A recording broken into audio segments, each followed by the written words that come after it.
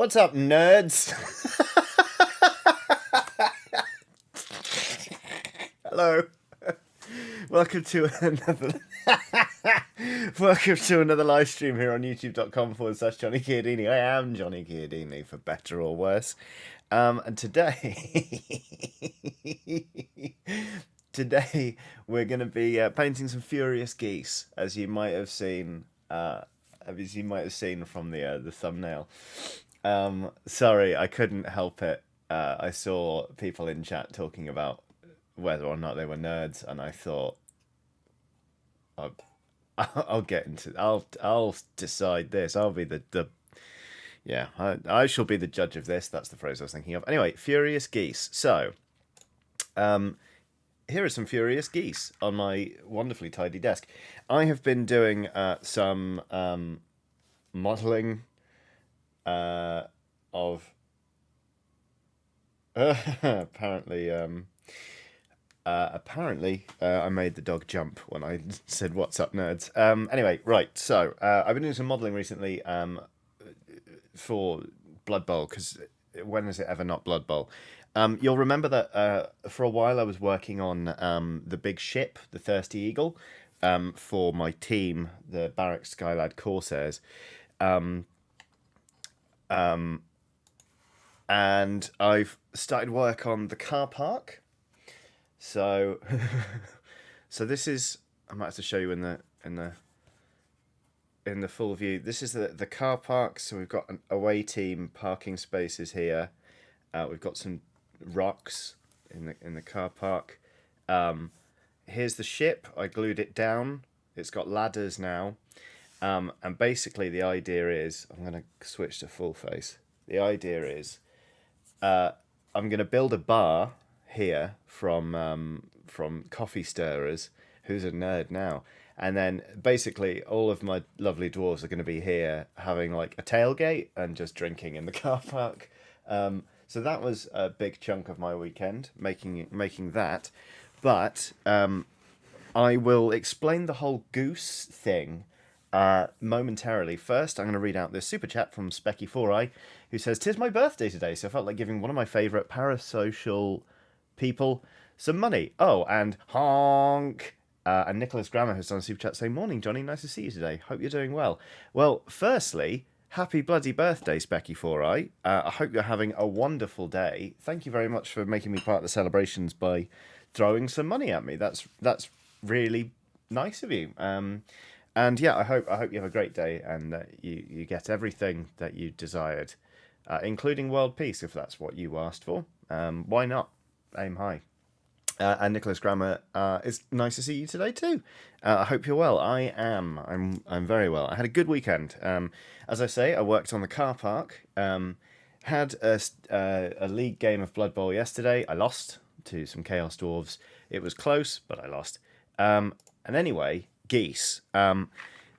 So you'll be aware that my Blood Bowl league is called the Hot Bobs League, or HBL. Emily Hill has done a super sticker. The sticker is of a peach, but you and I know it looks like a butt. But right, so the Hot Bobs League. Basically, it was a Blood Bowl league that got renamed when one of our players tried to type the word Joy-Cons, as in Nintendo Switch Joy-Cons, and it for some reason auto-corrected to Hot Bobs, and we did that classic thing of just repeating Hot Bobs and laughing, and then we renamed the chat, and now the whole league is called the Hot Bobs League. Then the other day, one of our players was like, "Oh, I'm around for a game of maybe sevens," which is sort of a version of Blood Bowl, which is a shorter game. You have a smaller pitch. You only have 7 players. And at some point, he said the words, "I'm loosey-goosey," and he also typoed something that turned into the word bin. So then somebody called him a bin goose. And then we sort of laughed at the idea of geese and bins, and then we've basically decided that we're gonna have a sevens league called the Sunday Bin Gooses, because he was trying to meet up with us on a Sunday. So the Sunday Bin Gooses is our sevens league. And we're going to have ourselves a one-day tournament at some point this year. And obviously, if you have a tournament, then you need a trophy. So what I did was I went to one of my new favourite parts of the internet. I went to Doll's House eBay, and I found this 1/12 scale model of a wheelie bin. And I thought to myself, right, here we go. I've got this big base here. Why don't we just sort of glue down the bin like this, like it's been smashed over, and then just cover it in triumphant and furious geese. So I've got 1, 2, 3, 4. I've got 5 geese here.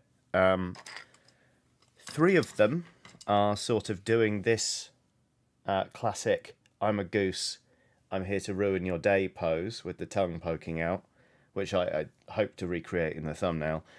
2 of them are wearing helmets and they have bells.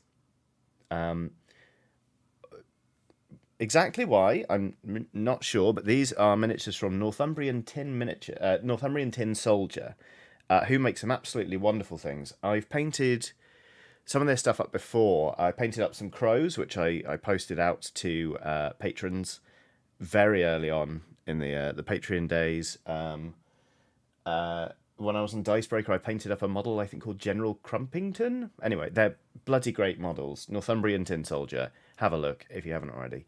Nice Switch says, "Thank you for reminding me that I need to put the bin out." You're welcome. My bin day is tomorrow, I think. I can't really remember. Zega Genesis has done a super chat saying, "I like to surprise my partner with unique and surprising declarations of love. So if you would be so kind, please let Laura know that I love her very much." Laura, listen, this may be a surprising declaration of love, but hopefully it's a unique one as well. I just want you to know that Zega Genesis loves you very much. Okay. Good talk. And, Treeman has done a super chat saying, "Hi, Johnny, would you say hi to Mrs. Treeman, please?" Mrs. Treeman, this is an unusual, some might say unique way of saying hello to someone, but hi from Mr. Treeman. Okay, how far are we in? 8 minutes. I've not completely lost my shit yet, but we also haven't put a single drop of paint on a palette or brush or model. So let's go for that. Okay, here we go. Right.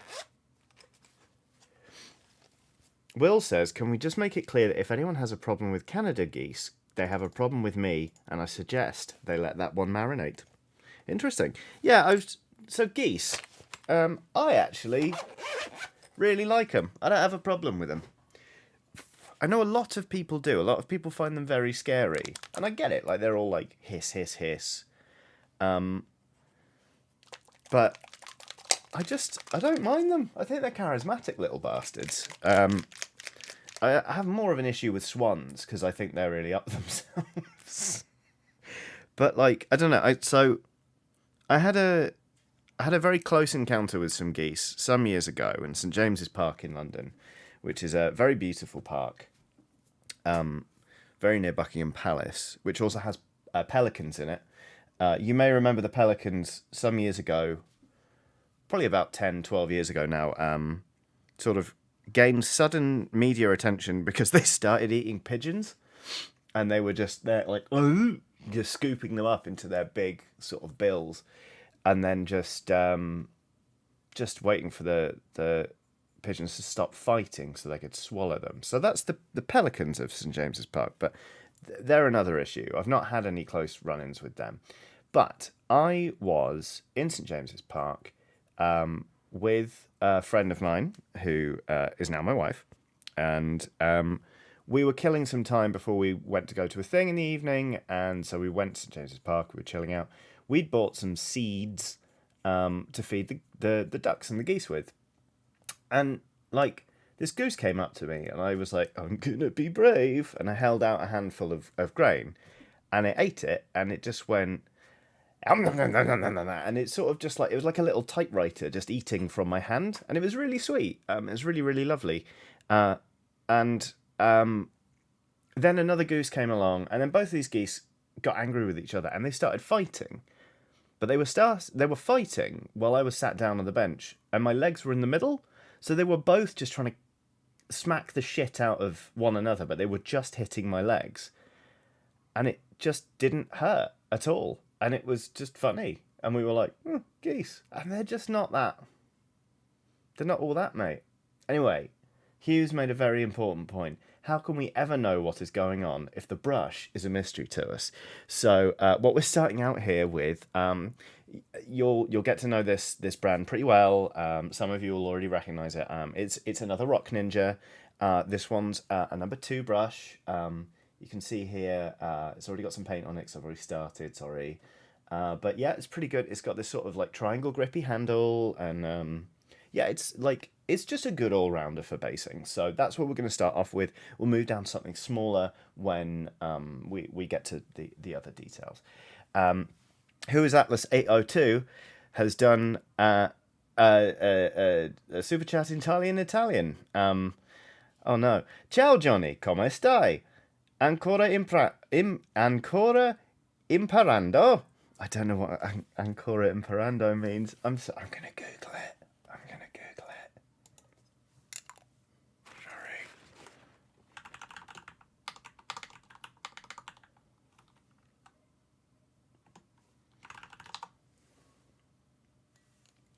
Are you still learning? C. I am still learning, thank you. Emma Benton says, all in caps, call us babes, plant daddy. I knew this t-shirt was a fucking mistake. My wife got it for me. It's from Adam Ellis's online shop. Adam Ellis being a cartoonist, but I believe he has closed his web shop and is no longer selling the shirt, so apologies if anyone's trying to find it. Nick Jeffries on a super chat saying, hi Johnny, honk honk. There was a weird man in our village who would always set his geese upon us. He really was a bit of a goose cannon. A goose cannon. I didn't expect that one. I'm not going to lie, Nick. Touché. Well played. Now, you may be wondering why, when these models already look quite white, I'm painting them white. The answer to that is twofold. Number one, these have been primed with spray paint white, and it's not gone on super evenly. So I want to make a sort of brighter and more even white coat on these geese. Number two is that I'm going to then get a contrast white paint from Games Workshop and just slap it all over the model, and it'll sort of act a bit like a shade but keep it nice and bright. So we're going for like really resplendent white geese here. Dr. Brangar says of Nick's Super Chat, that was a foul pun. Very good. But anyway, right, so that's my goose story. What about you, chat? What are your geese stories? Have you had any unpleasant experiences with geese? Pleasant experiences with geese? Is anyone out there ambivalent to geese? You know, it's like, because I think they're always such a hot topic of conversation. People are like, geese are evil, la la la, and other people are like, no, geese are majestic, blah de blah de blah de blah. It's like there are people out there who just like Marmite, you know, like. Clay Sanford says, absolutely flabbergoosted. Ibrael506 says, I got no issue with geese. Petrolea says, quite like geese, actually. Iffy says, a goose broke my brother's toes. Iffy, I'm going to need more detail, please. Treeman says, I want to hear the rest of the dead goose in a bar story. Was I telling a dead goose in a bar story? I found a dead goose in the park, but it was just sort of just dead. CookieCat94 says, I saw a goose steal the shoe from a toddler. Geese are little shits. So are children, in fairness. They are oversized ducks, says Mrs. Treeman. Ultima Bale says, when I was a kid, we used to feed the ducks behind our apartment complex, and there was a lovely lady goose who laid an unfertilised egg, and we felt bad for her. That's all right. It's just what she does, you know? It's a sign that she's healthy, that she's of a good weight, you know? Also, I just want the record to show that it took all of my willpower not to read out lovely lady goose in the same manner as Frankie from the Black Eyed Peas. So... Gavin Hill says, geese are everywhere I live due to all of the lakes and rivers, and I just love how few fucks they give about anyone or anything. Yes. Morton Nielsen says, I've been afraid of geese since I was very little because I saw a kid get chased and bitten in the butt at a medieval festival. I do remember being afraid of geese when I was a child because they were unpredictable and loud. And they can absolutely have a child in a fight, so fair play. It's really exciting, though, that you were apparently in the foreground of a book illustration. I feel like almost every book I read as a child had, like, a goose chasing a boy in the foreground while someone else was like, oh, heavens.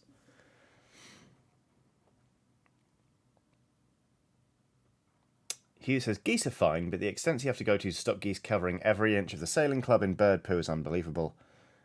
It's... for good reason, I've got whiplash because of how slippy it is. Yeah, I mean, goose poo is bad. No, I'm not going to argue with you on that one. You'll get no quibbles from me on goose feces.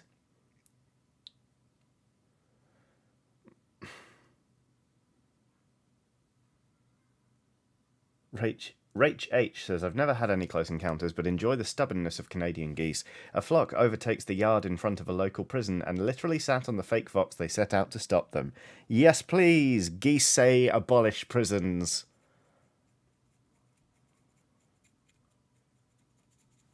JT Gerdes has done a superb chat, saying, morning Johnny Boss and Skellies, long time no chat. Work's been a bit much these past few weeks. Enjoy some of my overtime payers, thanks for the chill times. Thank you very much, that was very, very kind of you. I appreciate it. I hope the overtime hasn't been too exhausting. It certainly does sound like you're up against it at the moment, but yeah, we're just going to paint some horrible geese and then stick them onto a bin, and that should help. I don't know how, but, you know. JC's done another super chat saying, oh, God. Additionally, someone tore out the 5th month of my calendar. I'm dismayed.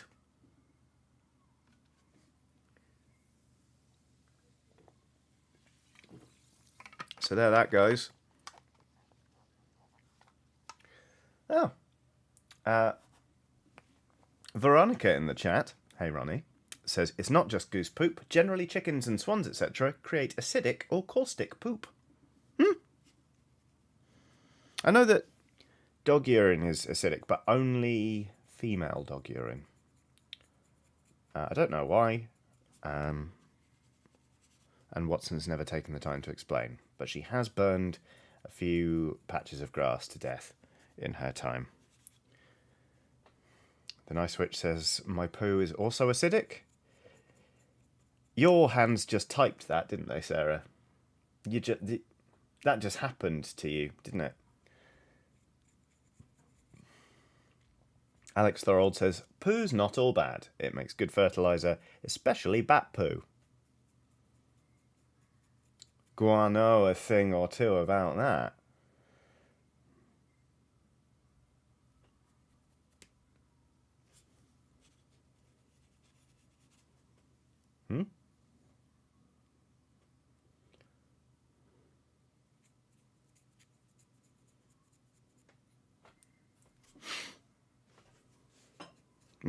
Hang on, need some more.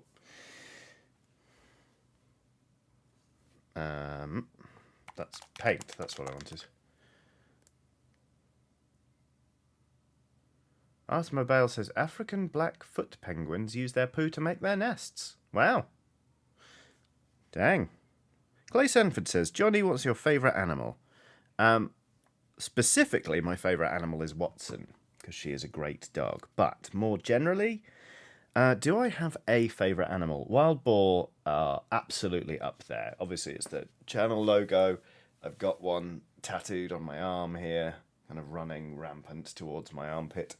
They're just great fun. I really identify with them. I feel like if I were an animal, that's what I'd be.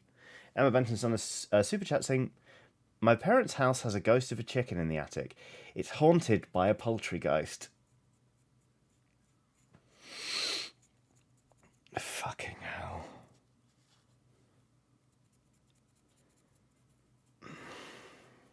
Can't believe I said I'd take you to the Rainforest Cafe. Corvus Albright has done a super chat saying, geese haiku for geese haiku time. Loud honking bastard. Avian equal to spam. They will punch your face. It's very good. Aidan Folks says, watch out for Obelix. He really loves wild boar. I bloody love Obelix, in fairness. I went to Park Asterix when I was like 14, 15, and I was too starstruck by the guy in the Obelix outfit to go say hi and get my picture taken. I was like, no, I can't. It's Obelix. That's how much I love Asterix and Obelix. I actually have an Obelix tankard somewhere, but I haven't seen it in a while. I hope I still have it, because I've had it since that visit to Park Asterix, and I treasure it. But apparently not well enough to know where it is. Anyway, CookieCat94 has done a super chat. I'm trying my best now to not scan these before I read them out. You horrible people. A government-run initiative to restore the male geese population is getting a lot of media attention. Critics are referring to it as propaganda.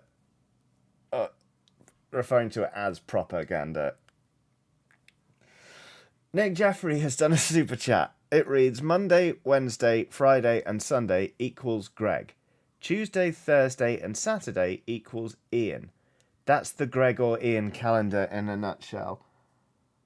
Fuck! That wasn't even about geese. Ugh. Iffy has done a super chat saying, I gave my players a battle royale and the cleric won. For his prize, he negotiated with the Fey Queen to bring back the monk's dead mother. I'm shook. Iffy, that...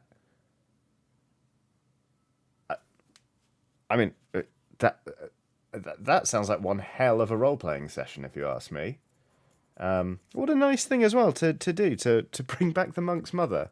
Unless it's specifically for, like, your mum jokes, which is less wholesome. But your players sound like fun. Chaos says, fun goose fact, a group of geese is only a gaggle if they're on land or water. If they're flying, they're a skein. I did not know that. Mason Woods has done a super chat saying, I'm feeling down and out because I can't think of a good goose pun. Down, like goose down? I liked it. I thought it was pretty good. I'm into it. They're just charismatic, the geese, you know? Tell you what I'm a big fan of is the Egyptian white-winged goose. They are smaller than a Canadian goose. They look like ducks on steroids, basically. But there are loads of them around the sort of the woods and the pond where, well, it's big like where we walk the dog every day. And they're always in pairs. Seems like I don't know if they mate for life, but they certainly stick together in pairs. And they are noisy as shit. Like one time we walked around the corner and there was a big tree stump where a tree had just been cut. And they were just atop it, about 8 foot off the ground, just being like, just going bananas. For no particular reason that I could ascertain, but then again, I'm not a goose. But it was fascinating and loud. Since then, I just like them. They're always going off like someone's kicked a parked car, and I like them. Nicholas Grammer has done a super chat, a vast super chat, saying, I'm going to have to go for a bit. I'm driving and it's pouring down rain. Nicholas, that sounds very, very wise. Please drive safe. Do not let me distract you. Thank you very much for the super chat. I hope you pulled over to send it. I really do appreciate your generosity, but what I appreciate more is your commitment to your own safety. So yes, please do get home safe, if indeed home is where you're going. Get to your destination safely, if you please. CookieCat94 has done a super chat saying, not a pun, just money to cover the cost of a beer after the earlier Discord shenanigans.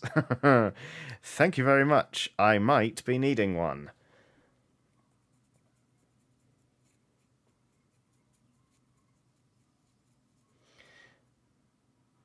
Good old Nicholas. Eldritch Horror says, "Is this going to be the You've Been Goosed trophy?" It's the Bin Goose trophy, all right. Sunday Bin Gooses, a new Blood Bowl league coming to the existing Blood Bowl league. Basically, we have a Yuletide tournament at Christmas, and we did it with full 11 squads last year, and it was too much to try and fit into one day. So I think we're going to do it as a sevens thing. But I'm actually going to propose we have the first Sunday Bin Gooses League Cup as just do a one-day tournament in between the league stages of our league and then the playoffs, because it's nice to sort of mark the transition from the bit where everyone's just playing Blood Bowl and having a nice time to the bit where people start getting knocked out of the competition. So yeah. And again, I just really have to shout out to Doll's House eBay, because you can just, where's it even gone? You can just go on eBay and just be like, I'd like a tiny wheelie bin, please, and they will say, yeah, we'll post that straight out to you, and we won't even ask you questions. I haven't been able to find the massive bag of tiny beer cans I have, but I need to find it because the bin's going to be on its side. I want there to be loads of rubbish in there and one goose just like haunting the bin. But I'm going to be working on this trophy for a little while, so it's going to be okay.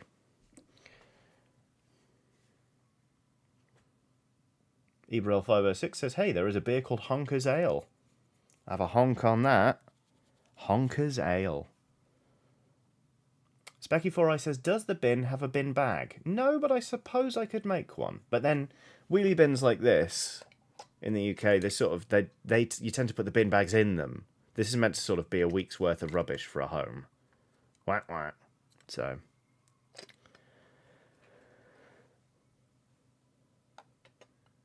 Will says, can you get that beer in large sizes? You can get many beers in. Just some massive honkers. Fuck, Will. Jesus. Oh, I was not prepared for that one. I walked straight into that. Damn it. Oofed. Mrs. Treeman says, Johnny, I was so disappointed to miss last week when it was live. I love the Muppet Christmas Carol. Like the lamp, not the rat. Like the lamp, not the rat. Don't worry. It won't be long before I'm talking about Muppets Christmas Carol again. I'm never not thinking about it on a weekly basis, basically. So, right. Those are some geese that I have painted white than they were. So there we go.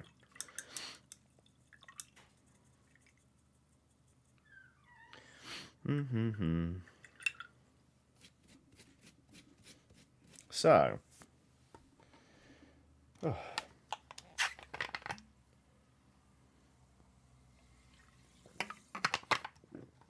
Ethan Blomquist says, got to run to a meeting. Be sure to watch on catch up. See everyone later. Have a great day, everyone. Take care, Ethan.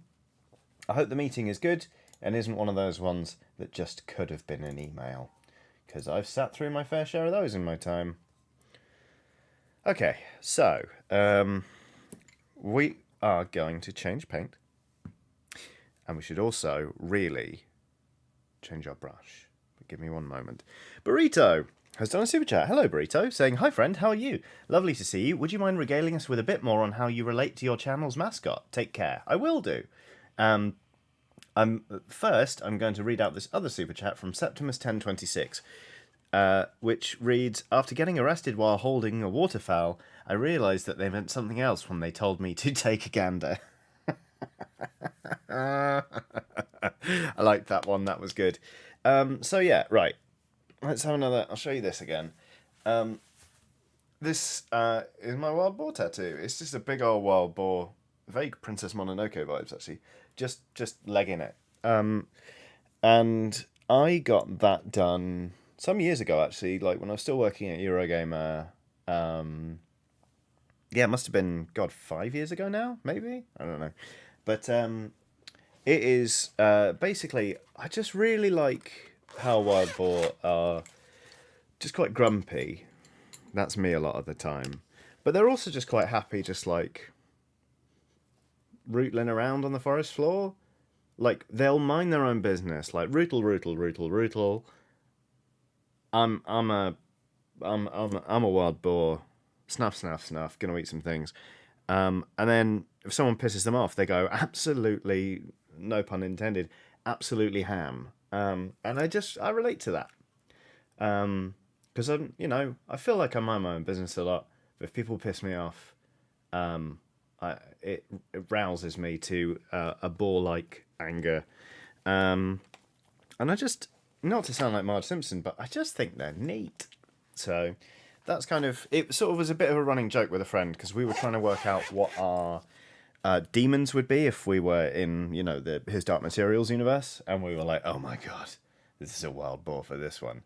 And then it just kind of, it's ballooned from there. And so when I had to pick a mascot I didn't have to pick a mascot. When I was thinking about what I wanted from the channel graphics, I just thought, I'm going to send this guy a picture of a wild boar. I'd sent him some other references and just been like, la, la, la. And at the end I was like, I know this is weird, but can I also, here's a picture of a wild boar. And he got it, and he just drew that up, and it was great. So yeah, that is sort of why I identify with them, really. Ba-da-da-da-da.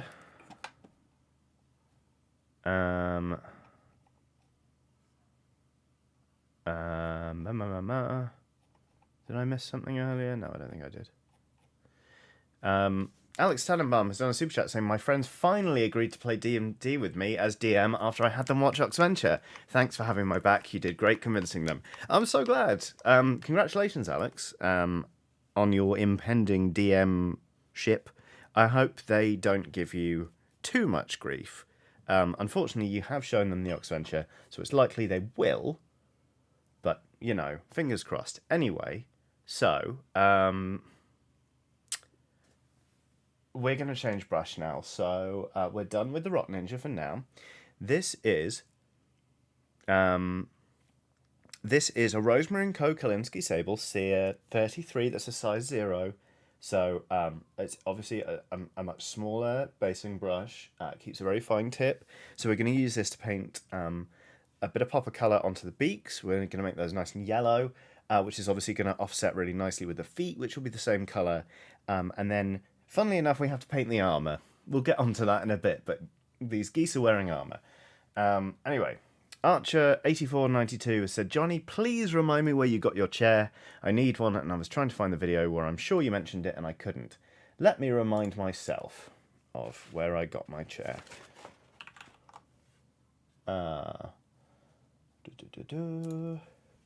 Chair.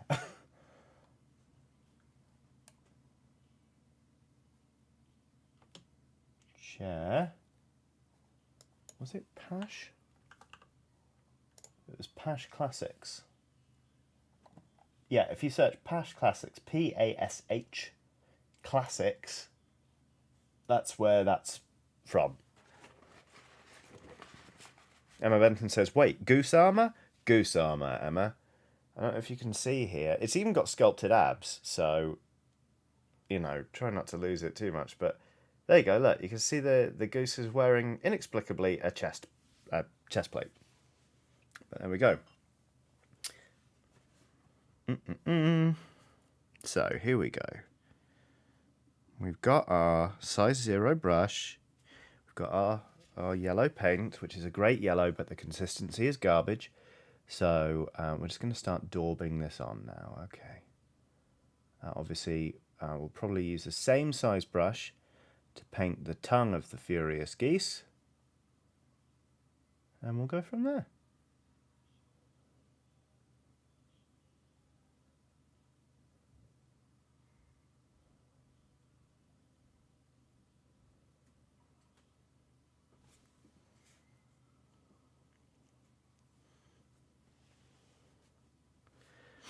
Septimus 1026 doesn't seem keen on the armour, saying the most foul of things he could have said is that they have abs.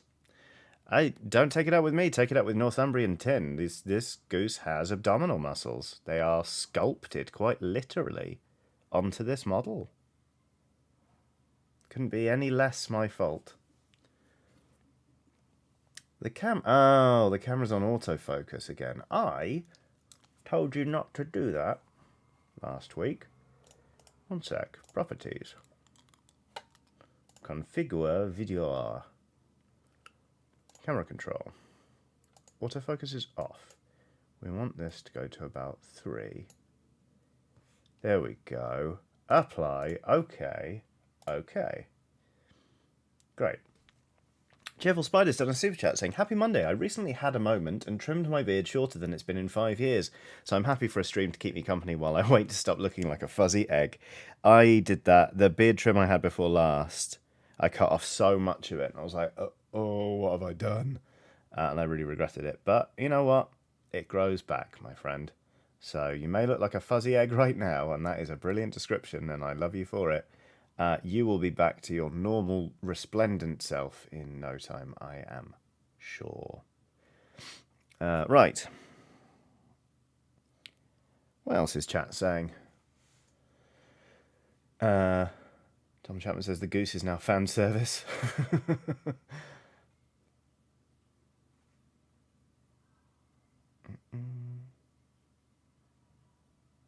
A 6-pack. Michael Blatherwick. Holy shit. Brilliant. Well done. Really enjoyed that.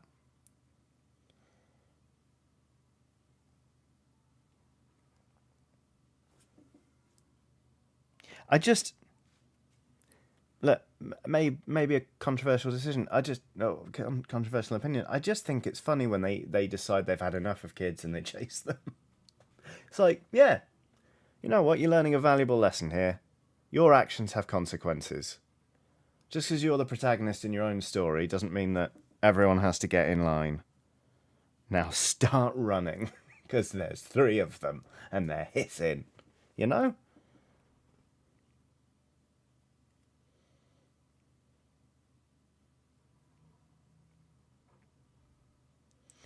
Oh, Yasmin Warren says, a sporty goose, David Peckham.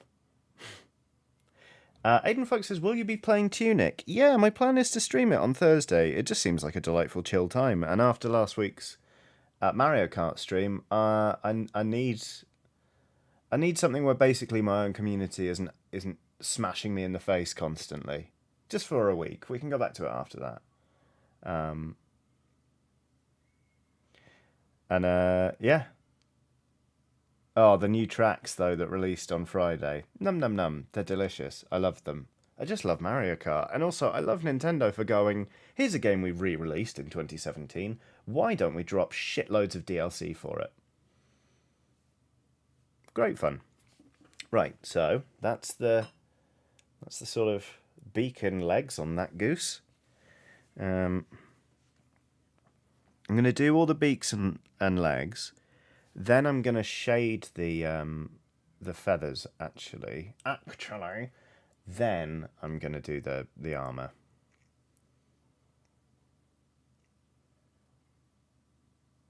Just in case I get accidentally sloppy with the white contrast paint and mess up the metal work. There you go. Thrilling bit of methodology for you there.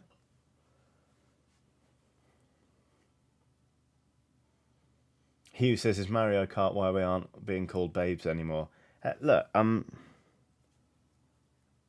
have to call you babes all the time. I'm not mad with any of you, it's fine. I learned a valuable lesson about hubris last week. Clay Sanford says, Mario Kart music is some of the most underrated Nintendo music. I have no joke woken up 2 days in the last 4 with the Rainbow Road N64 music in my head. It is just brilliant. I adore it. Obviously, Baby Park is also seared into my brain, but that's because it's an incredible track.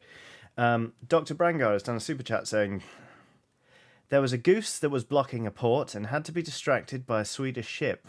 Scandinavians scammed so they could scan the Navy in.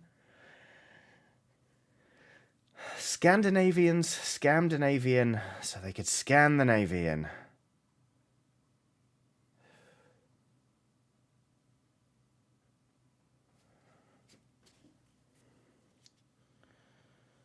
Well, shit. That just hurt.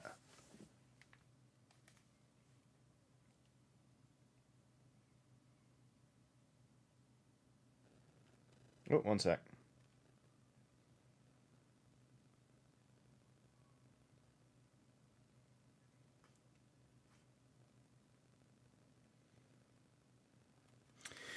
I had to reply to somebody. Sorry. Oh, that super chat was a lot, wasn't it?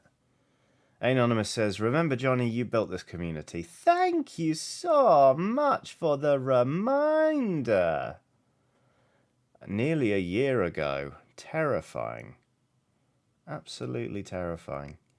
Jazzy Cat Productions has done a super chat saying, hi, Johnny and LSP's last stream before I go back to VOD Squad, as returning to work from long-term sick tomorrow. Thank you all for making a crap time really quite enjoyable. I am obviously sad to lose you from live team, but VOD Squad will be, I have no doubt, glad to have you back. But I'm just glad you're feeling better. You know, I'm sure, you know, whether you're dreading the return to work or really looking forward to it, I'm glad you have recovered sufficiently. And yeah, thank you very much for the super chat and just generally being around. I'm very glad that we helped while you were convalescing. Okay, here we go. More goose painting.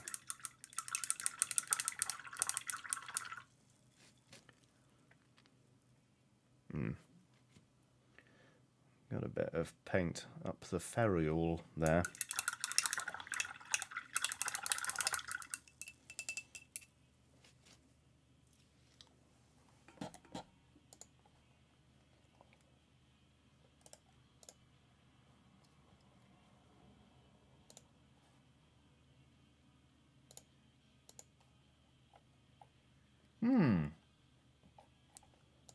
Sorry, got sent an email and I glanced at it and it's useful, so that's good. Specifically about the t-shirts that are still live on Everpress. There's a link in the description of this live stream if you haven't seen them. Lovely Skeleton Pal t-shirts are now on sale, and once the campaign ends in little under a month, they will be printed and sent out to people. It's very exciting. The design is by an artist called Catherine Blackwater, who is just brilliant. So yeah. Wraith Shadowheart's on a super chat saying, this one is not a pun. Have a nice day. Thank you, Wraith. That was a cool drink of water on a hot summer's day, that one. Thank you very much for the super chat. I am having a nice day, thank you. Walked the dog, saw some geese. Now I'm painting some geese. I'll make dinner after this. Just have a chill time. I made kimchi last Sunday, so it's sort of just hitting that point where it's probably fermented enough to try it, which is very exciting because I really love kimchi and I hope it's not terrible. It smells right. It's just whether it tastes good enough.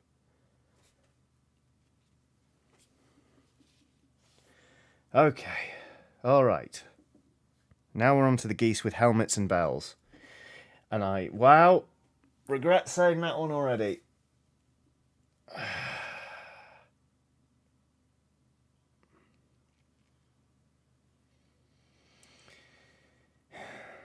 Stephen Paul says, is there a game point to the mini geese? I believe that there is a game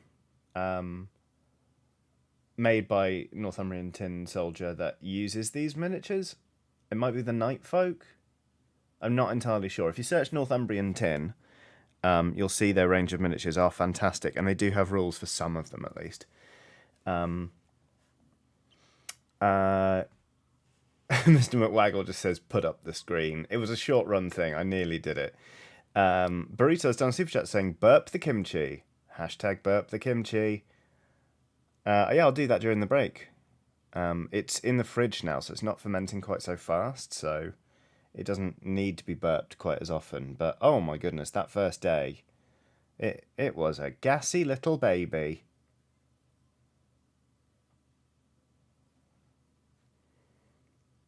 Sharing Forge says, kimchi lasagna, tears of joy. That is an interesting idea. I really want to make kimchi stew. It's kimchi jjigae, I think. that's almost certainly not how it's pronounced, but I found a recipe and thought, that looks delicious. Right, another goose. There we go. Why is my phone going off again?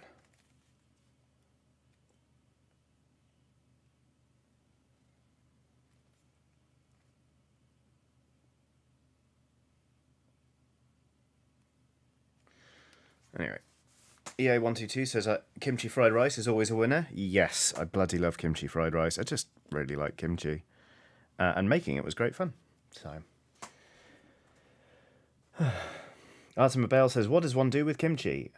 You can just straight up eat it, but, you know, kimchi fried rice, stewed kimchi, or kimchi stew rather, both good options. Some people like to put it in burgers, and Good Luck or a Quick Death says, kimchi on a grilled cheese is fantastic. Can confirm, actually. Yeah, I've had kimchi grilled. Oh, I mean, that's happening this week. It's just delicious. I saw a couple of people say, what is it? It's basically... it's cabbage, but it's been fermented. It's Napa cabbage that's been left to ferment, but you ferment it in sort of a paste, which is Korean sort of red pepper, chili flakes, and sort of things like fish sauce, a bit of paste that you make from glutinous rice flour and water, kind of thicken it up a little bit. Typically it contains minced shrimp as well, and ginger, and so much garlic. It's just delicious. It's really good. It's spicy and saucy, and just, yeah, it's great. There we go. When we take a 5 to 7 minute break, I'm probably just going to come back with a beard full of kimchi.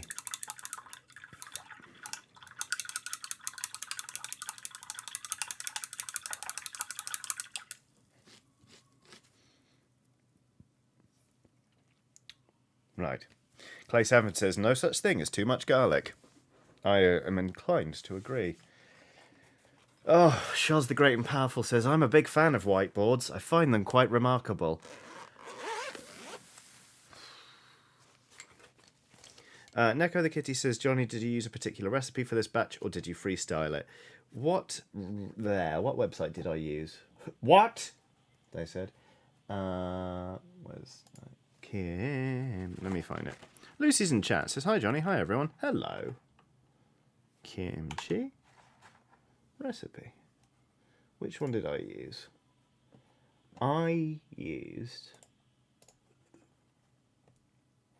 Probably not. I don't think it was that one. Could have been that one. Let's have a look. Accept.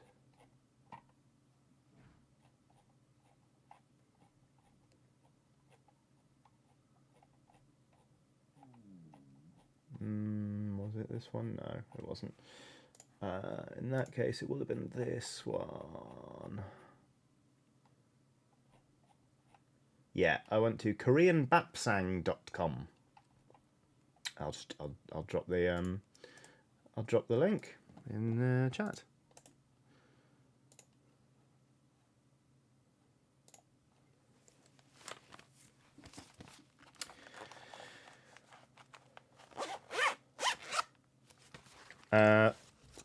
Okie dokie. So I need to get out the Apothecary White.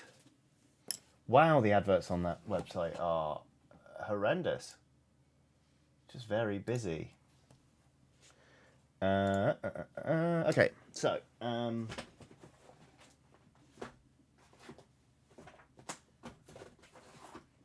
me just get out the box of paints. JT's done another super chat saying, I love garlic but disagree on these no such thing as too much garlic. Had a dish once that was legitimately painful to eat because there was so much garlic. Yeah, I would probably draw the line that it hurts me to eat this. That does sound a bit much, in fairness. Technical contrast medium, that's not what we want. Where have you gone, Apothecary White? You're in so much trouble. Cronus Blue. That's a dried out dry paint.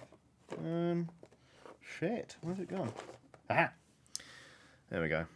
It It fooled me because it is not white when it settles. But... Oh! Okay. I have to shake this like it owes me money. Fonzie the Capybara says, someone keeps giving me unsolicited advice on how to make my broth. I don't put too much stock in it. Goodness me.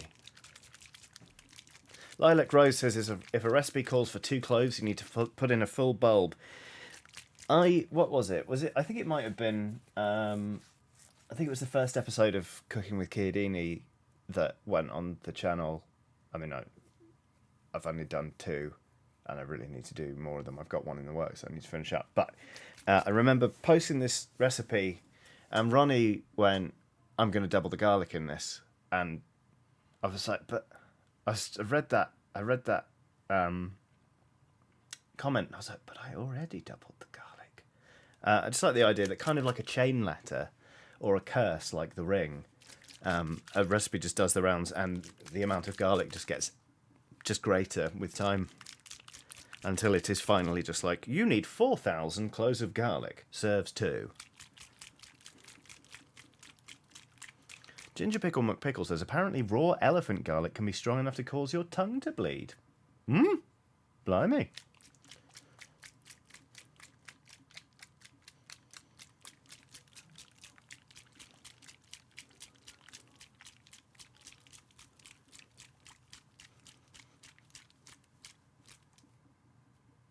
Okay, there we go. Right. So, okay, babes, we are done with the Rosemary & Co. We're now going to move on to this Artmaster All Media Series 10 absolutely just fucked up brush here. This is my shade brush. You can see the bristles are just knackered. I've had this brush since 2017. You can't even see the metal on the grip anymore. It's actually built up sort of a weird texture of just endless drying shade. You can see the end. Some of the paint's been accidentally chewed off. It's a real piece of shit brush, and it's my favourite thing because it's great for shading. So here we go. Let's go back to overhead cam, or overhead Cameron, as he prefers to be called. The nice which says, that brush looks how I feel. Cherished? Cherished? Unusual but perfect for the job? Here we go. So now we're just gonna start brushing this all over the goose. You can see it's darkening the model quite a bit, but the thing about contrast paint is, now stick with me on this, watch me for the changes, it's good at going into the recesses and creating a sense of light and dark. That's correct. This is a trick that was taught to me by a lovely skeleton pal called Jack. Take a bow, Jack, at twitch.tv/thembojack. Titan Uranus says, that's not a brush, it's a tomb. Nick Jeffrey's done another superb chat saying, by the way, I missed Thursday's Mario Kart. I was at the phone stop getting a tablet, so I have a better device for watching stuff at the hospital. That is a great plan, Nick. I hope that your dialysis is going okay, and I hope the tablet serves you well, because it must be a challenge to fill the time, I'm sure.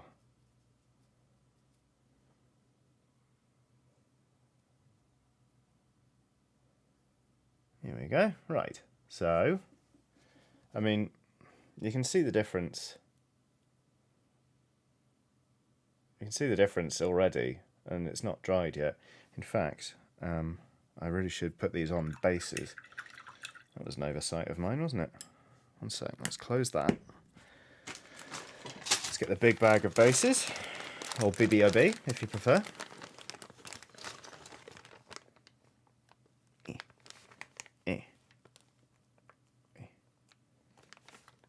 Fuck. No. Should have done this before the fucking... That'll do. There you go. Goose on a base, everybody. I'll do it with the rest of these before I... Oh, God. Before I paint them any further. Except for that one won't go in.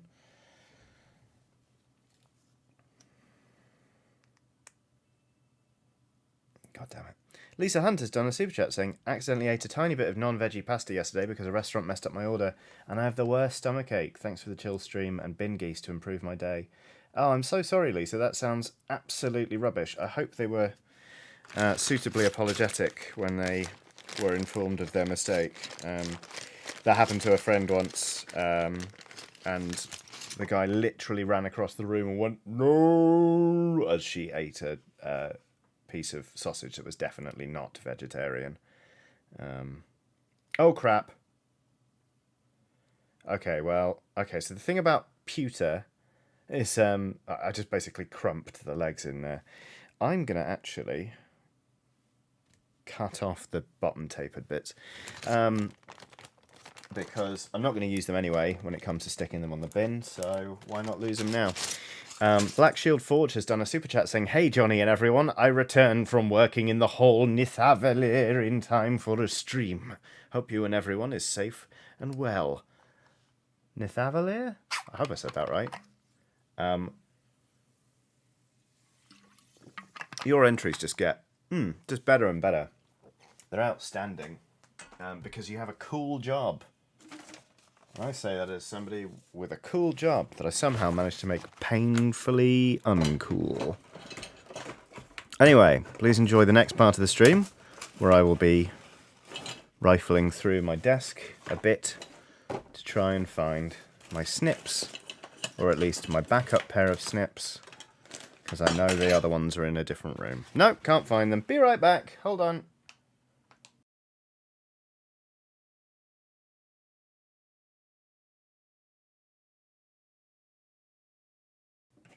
Cookie Cat, I'll deal with your super chat when I return.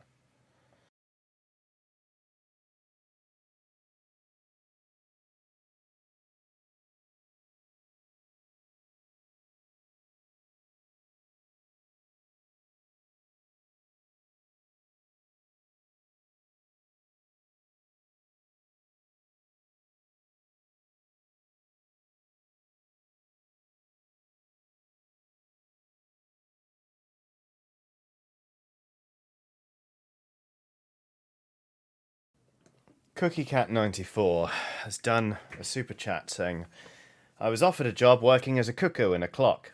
It's not the best job in the world, but it would get me out of the house."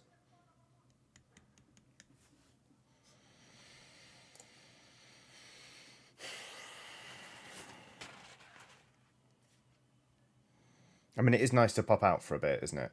In the course of a working day.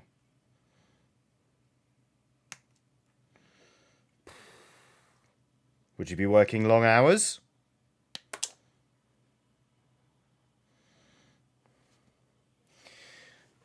Geese, geese, geese. Snip, snip, snip.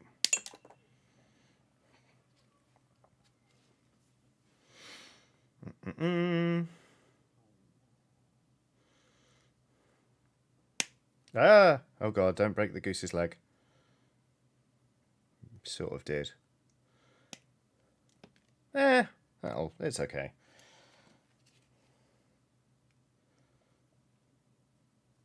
Christ.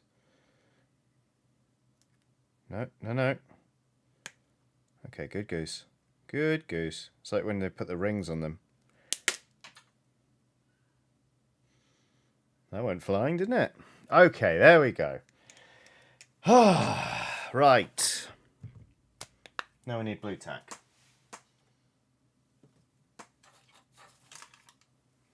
Well, I found where my blue tack normally lives. But where's the actual blue tack? That's weird. Werehorse says hello. He hopes you're all hale and hearty and healthy. Where did I put my blue tack? Maybe I can just scavenge some off other bases.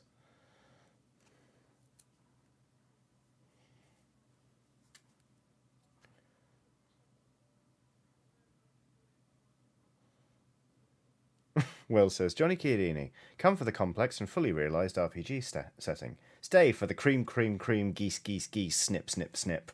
Mm-hmm. Damn right.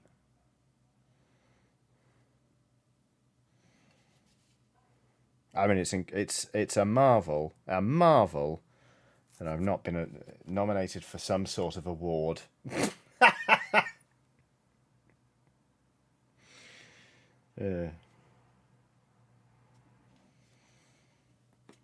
Although we did win an award when I was at Team Eurogamer, more than one, but only one of them made a streamer who shall go unnamed throw a big strop at the award ceremony and then do a really grumpy little tweet stream, little angry tweets that he then deleted.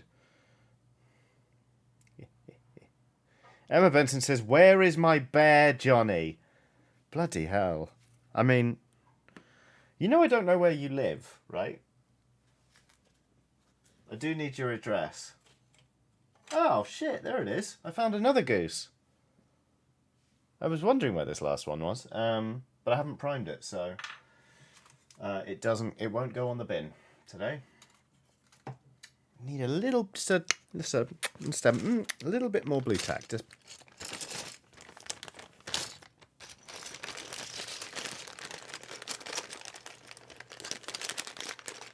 there we go. There we go. I'll be the guide.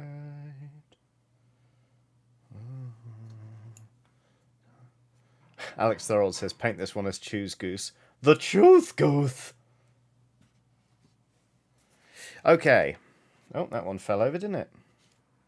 Like a drunken duck, but that's different. Okay.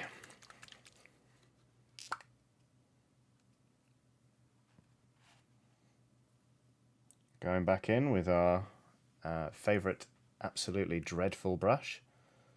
It's just great for shading things.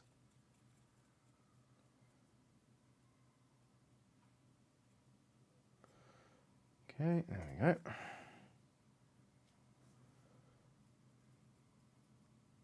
There's a fleck of yellow paint somehow. There it is. Oh, wobbly goose. Have you all been on the sauce, geese?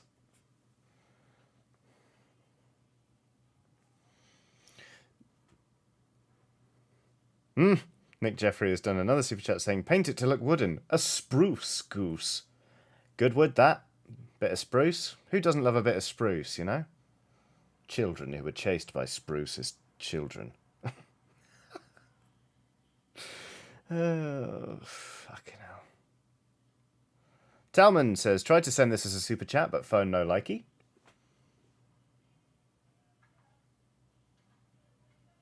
Ahoy hoy. Sorry to live up to my reputation, Johnny, but there's a problem with the title. Furious Geese is a tautology.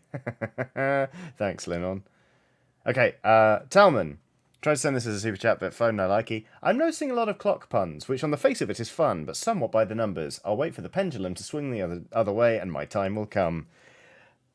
Not a wasted inch of space in that one. That was combo. It's good. It's good. Will says, Johnny, if you send me the bear, I can send it on to Emma, because I remembered I literally do have her address, lol. Alright, looks like 2020 the bear's going on tour. If you want to get cursed, Will, then who am I to stop you? Neko the kitty has done a super sticker. The super sticker depicts a pear. Now, some of you will be familiar with the channel, but if you've never watched it before, I'm going to describe a pear to you. Please remain calm. A pear is a fruit. This fruit can commonly be recognised by its green skin, its somewhat grainy but still succulent flesh, and the fact that it is larger and more rounded at the bottom than it is at the top, giving it a shape that is actually rather unhelpfully referred to as pear-shaped. That is the depiction of your typical sort of garden variety pear. This pear differs from the norm in several ways. Firstly, and again I'll ask you to remain calm, it's got legs, and it's got arms, and it has a face, and it seems to be aware of itself and other things around it. In fact, it is addressing us. It has its back to us. We can obviously identify the back of this particular pair by it being on the other side of its face. Otherwise, there isn't really a back of a pair. They're sort of it's a whole thing. But this one, it has its back to us, and then it turns round, revealing that it not only has a sports headband on its head, which is white with a red stripe, but it's wearing sunglasses, and it pulls these down and does a thumbs up, which shows that it has opposable thumbs, which is perhaps the most unsettling revelation of all. But the goose has just fallen off my thing and into the yellow paint, so that's fucked that up. But anyway, the text says, "Hey, you," which also implies that the pair already knows who we are. So I guess what I'm saying is run. We should all be running. We should all be running now. So thank you, Neko the kitty. Terrifying. It's absolutely terrifying, and I appreciate it. Shara Fitzgerald, please forgive me, has done a super chat saying, "Just a quick stop while on break at work to tell you that you're awesome. We love you, and thank you for helping my sister through bipolar and massive depression lately. Hope you finish The Forgotten City soon. We loved it." I will absolutely finish The Forgotten City. I want to go back and stream more of it. Maybe next Thursday.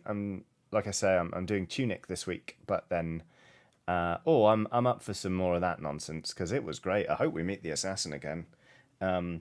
But thank you very much for the generous super chat and for the nice words. I do hope your sister is doing okay, and I'm very glad to have been of help during some trying times. So yeah, thank you very much, Shara. And again, I'm very sorry that my mouth fell to pieces when I tried to say your name. Right, I've given up on the base for a sec. I'm just gonna keep painting contrast paint onto this goose. I can't wait to assemble this trophy. I was thinking about flocking the base, like putting fake grass on it, but number one, I don't think I have any plain fake grass. Number two, I actually find static grass really annoying to apply. And number three, I think it's vaguely funnier if they're just being rowdies in a car park. I've got car parks on the mind at the minute, which is strange because I can't drive. So yeah. But I'm looking forward to assembling this trophy and then basically laying down the challenge to the Hot Bobs League to get their asses in gear for the Sunday bin gooses. Some of those were words, I'm pretty sure. Anyway, we're going to clean off our absolute piece of shit brush that we cherish because it's amazing. I genuinely, I don't like using any other brush to shade.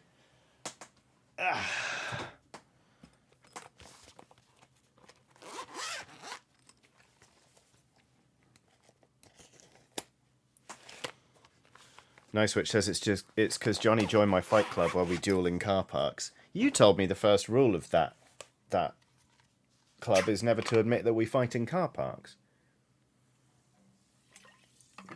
Neko the kitty says, "No interest in driving, Johnny? Or does it make more sense not to in London?"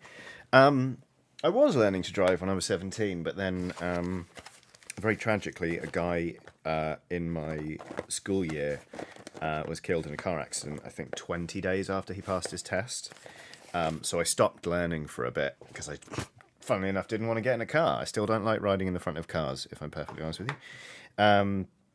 But then, sort of, as time wore on, I realised I was only applying to London universities and I wasn't planning to live anywhere else. And driving in London is handy, but also just mega expensive and it's not essential. So I just decided not to bother learning. So I didn't. The only reason I would like to be able to drive is so I could rent a car and drive the dog somewhere else to walk her there. You know, so we could go to like really big woods or the coast or something. But buying a car, running the car, dealing with the tax, finding somewhere to park it, you know, doing the insurance, like, nah. It's just not for me, basically. So there we go. Anyway, so quick change, babes. Hopefully you've still got your rosemary and co to hand. The size 0 brush we used earlier, we're going back to that because we've got more basing to do. So yeah, here we go. Hoplite22 suggests an old delivery bike. So I got curious and looked at cargo bikes. They are so expensive. They're like thousands of pounds. And also, like, I don't think Watson would like one. If I could borrow one and see if she's happy to ride around in it, that would be cool. But generally speaking, I'm like, I don't think it's a good idea for me to drop like £4,000 on a bike that my dog will hate, so that we can have a terrible day out every now and then, you know? I used to cycle 12, 13 miles a day to and from work in London, but now I work from home and I've got a dog, so my bike is sadly quite neglected. But Good Luck or a Quick Death has done a super chat. Good Luck or a Quick Death has said nothing. Just dropped some money. Thank you very much. That is very kind. It's nice to see you in chat. I'm glad that you also enjoy kimchi in a cheese toasty. Colin Lasser says they said it again. Swoon. What did I say? 1,000? What? Aiden Folk says try a Livingstoke bike, maybe. What's a Livingstoke bike? Am I being set up for some form of cruel pun? Verito's done another super chat saying, hello again, trivia question. Are you the type to ever watch game playthroughs? If so, which game? Mine are XCOM 2 and the 2 Deus Ex games. Oh, I called you babes again. Sorry, yeah. You're welcome. Oh, Will says not much. What's the Livingstoke bike with you? Oh, trying not to say Boris. I hate those bikes. And also there aren't many near where I am. Angela McDaniel has done a super chat, but says nothing. Thank you very much. Livingston bike. Oh, Ken, yeah. Angela McDaniel has done a super chat. It is blank. If there was meant to be a message attached to that, don't super chat it again. Just ping it and I'll read it out properly. Anyway, right, back to burritos. To be honest, I'm not really the type to watch game playthroughs because I feel like I've produced so many of them now that it's sort of a busman's holiday. I sit there and all I think about is my own work. Like how would I do this? Should I do this game? What do I like about this? What do I not? Yada yada yada yada yada. So like it doesn't relax me in the way that I think these things should. So I just don't. But I like them. You'd hope so because it's part of my job to make them. But still, Nick Jeffrey has done a super chat. Why do I feel a sudden sense of trepidation? After the Great Flood, Noah dug a big hole and put the ark in it, and then filled it with water and koi. It was the world's first multi-story carp ark. Oh, wow.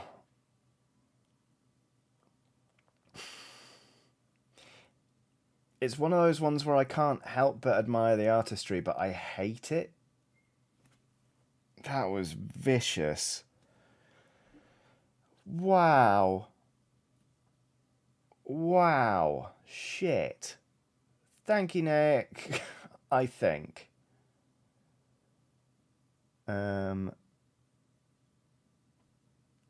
Anyway, so here we are painting the breastplate on a goose. I don't know if you can see the abs it has yet. Hang on, let's see if this will work. Come on, autofocus. Abdominal muscles on a goose.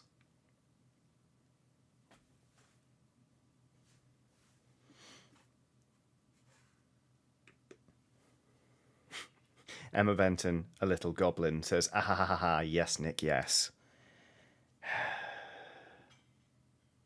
You're all as bad as one another.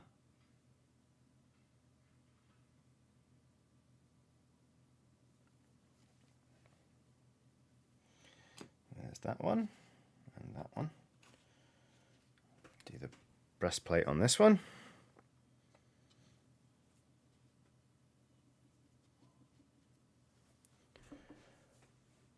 If he says it looks like a Ninja Turtle goose, it really does. Oh, I missed a trick there, didn't I?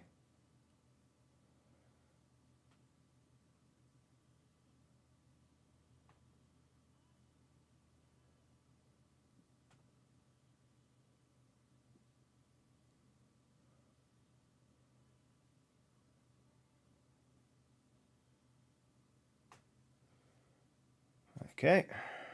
Yeah, I don't really understand it, but la la la la la. Just gonna change the music because I don't want to listen to demo versions of the album I just listened to. Thanks. Yeah, this will do.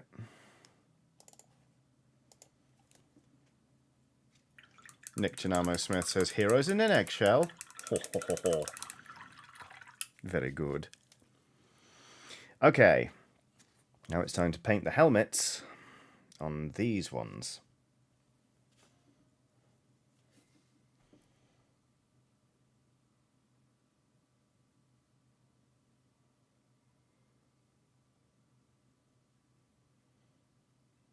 Need to thin this paint down a bit more, I think. There we go.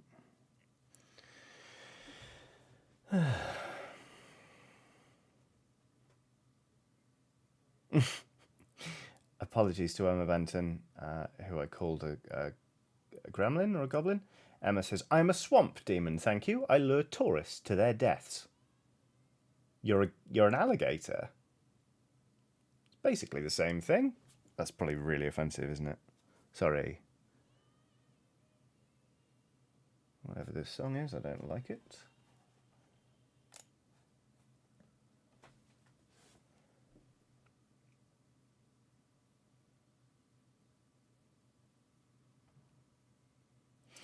Just really goes to show the length some people will go to for the sake of a WhatsApp typo. Really, doesn't it? I wonder if I can actually get a goose for the league day. It's like, okay, we're all going to play a few games of Blood Bowl, but there's also a goose in the room, so watch your feet. I think that would spice things up a bit.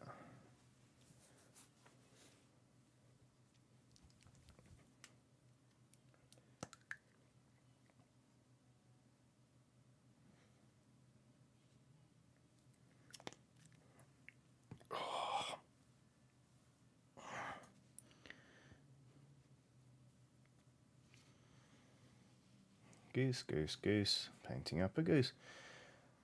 Nick Jeffrey's done another super chat saying, "Can't believe you made that allegation about Emma."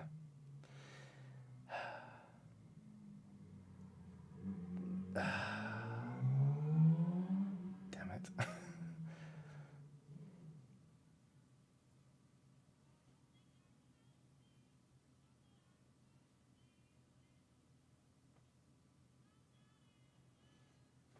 I don't know why this goose is holding a bell in its mouth, but I'm cool with it. It's fine. I think this one might be, because they're both named. I'll have a look on the Northumbrian Tin site.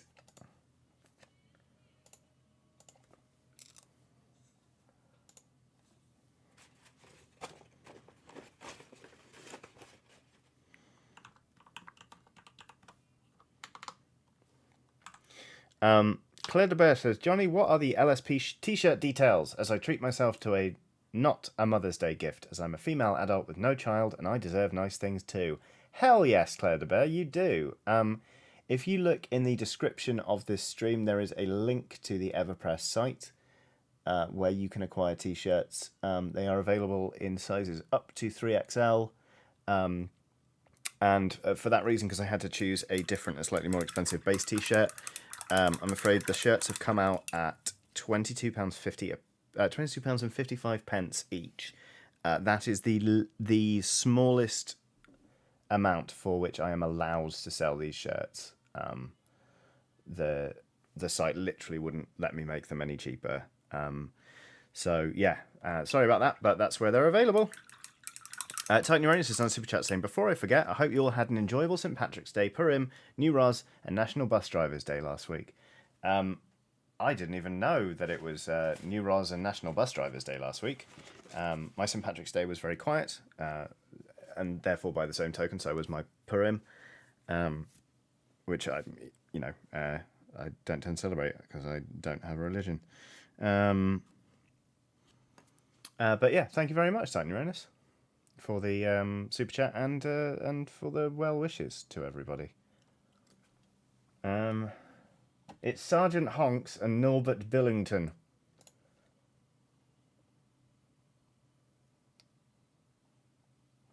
I don't know which one's which. But they're from the Guards set available as part of the Night Folk, I think. Oh no, they're from the city-state of Crumptown.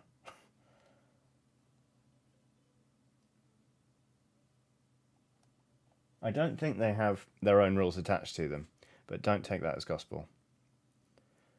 But yeah, I do like Northumbrian tin. They make fun miniatures, basically.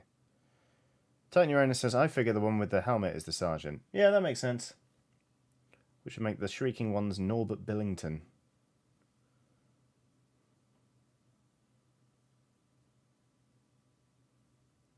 I quite like the idea that it's a whole send not to ask for whom the bell tolls, it tolls for thee reference. Because, I've said I like geese and I don't find them scary, but if a goose came tolling the death bell, staring at me and approaching, waddling on its little feet, I would flee for my life. I know the Grim Reaper is the traditional depiction of death, but death's probably a goose,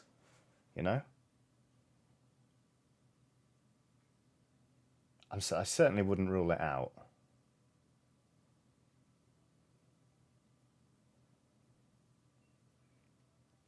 Did you know that at one point in history it was assumed that geese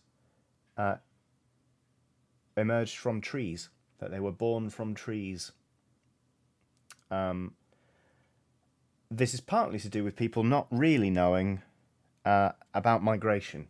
So they didn't know where the birds went, but of course they went south in winter. So all of the trees had sort of withered and there were no leaves. So they were like, well, when the trees shut down for winter, the geese aren't around, so geese come from trees. I shit you not. Will says, that sounds like some Greek philosopher bullshit. That was it. Pensword14 says, also people really wanted loopholes around no meat days. Yeah, it's totally legit to eat goose on a Friday. Because it came from a tree. It's technically a vegetable. Oh yeah, Baddy Wrongleg says they also thought they dived to the bottom of lakes for winter. Yes, I'm glad you all know so much about geese. Or so much about what people thought about geese, but were wrong.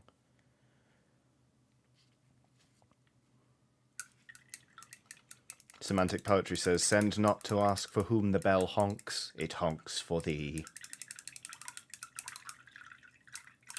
Just Another Broke Nerd says, I hope I haven't asked this before, does the UK have Renaissance fairs? Corsets, kilts, armour, cosplay, turkey legs, etc. Not in the same way that the States does.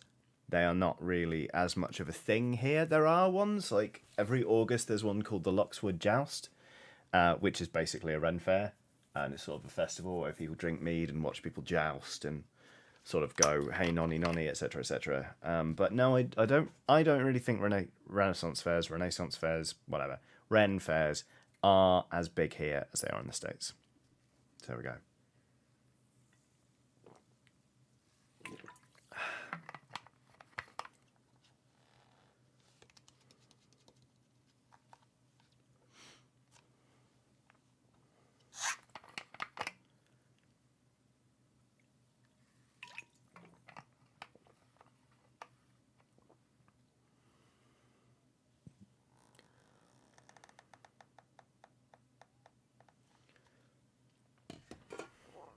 Pensword14 says, now I need to go drink from my ale horn.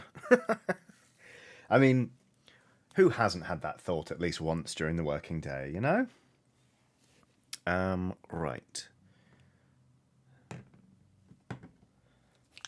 You thought I was gonna, didn't you? You thought I was about to.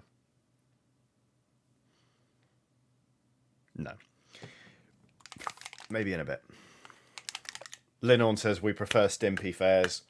Oh, yes, please. Will says we have our own dangerous county fair activities like Splat the Rat. Fucking love a bit of Splat the Rat. Or a coconut shy. Or, who doesn't love a tombola, eh? Oh, lovely, lovely, lovely tombola. Guess the weight of the pig. That's a good one. Yeah. Septimus 1026 says, was surprised you put down the pale sand. Yeah, I decided to go with a sort of golden brown for the rope around the bells. But don't worry. Pale sand's time will come. The sands of time. Yes, we've got one. Ebrel506 says, Splat the Rat. Talman says, Tombola. Right, so Splat the Rat is a game in which there is a length of pipe, and it's held. It's attached to a board, which is sort of held at an angle, and then a rat. It's typically a cuddly toy rat gets dropped down the tube. At the other end, there is a child with a stick, and the idea is for the child to have quick reflexes enough that they can go whack and splat the rat. And if you do it, you win a prize. So yeah, it's just about being quick enough to murder a rat. But for fun. So that's one of our traditions. A tombola is basically, it's a big drum with a handle. You go like, and in it has like, it's like a raffle, but it's, it's big. It's a tombola. So you do the thing and you pull out a thing, and what you pull out determines whether someone wins a prize and what they win. A. Smith has done a super chat saying, I would like to order 5 Canada geese for my meeting in a couple of hours. I feel like that will hurry the process along significantly. I'll see what I can do. I'll nip down to the wood and go where the geese hang out, and I'll try and convince them. To be honest with you, it's a bit of a stretch, maybe. Will says, all in caps, a cuddly toy rat. What kind of Tory fates did you go to? A sock with googly eyes on it. They just had a cuddly toy rat. And since you're asking, Bedford. Well, not my fault I grew up in a Tory fucking heartland. Anyway. Stephen Roger Benson says, raffle, but there should be a prize for every number. At least that's how I understood a tombola. That's right. Yeah. I remember.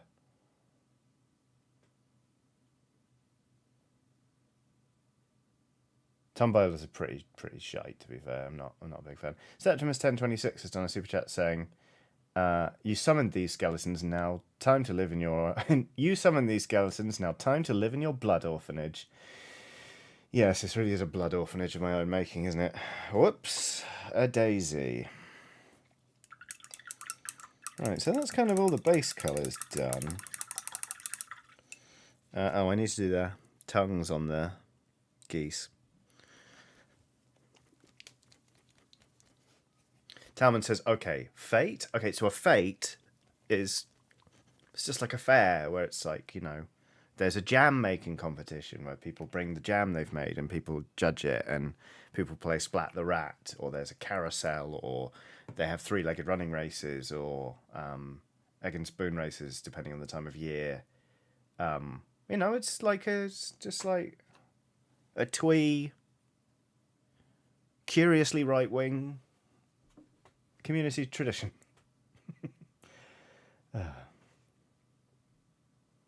Lisa Hunt says, it's like a fair but a bit crap. Yes. That is the key thing about the fate is it's got to be slightly underwhelming. Otherwise it's not really a fate. That is supremely important, that bit. It's just got to have a weird air of desperation to it. Will says, any other Sussex folk in chat with proper experience of what a bonfire night should be like? I've been to Lewis once and it was incredible. Absolutely incredible.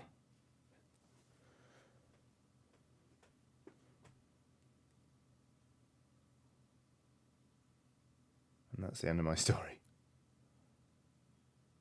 Sorry, I'm just painting goose tongues. You understand, of course.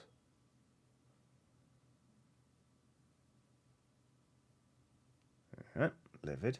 Absolutely furious little goose there. Just one more.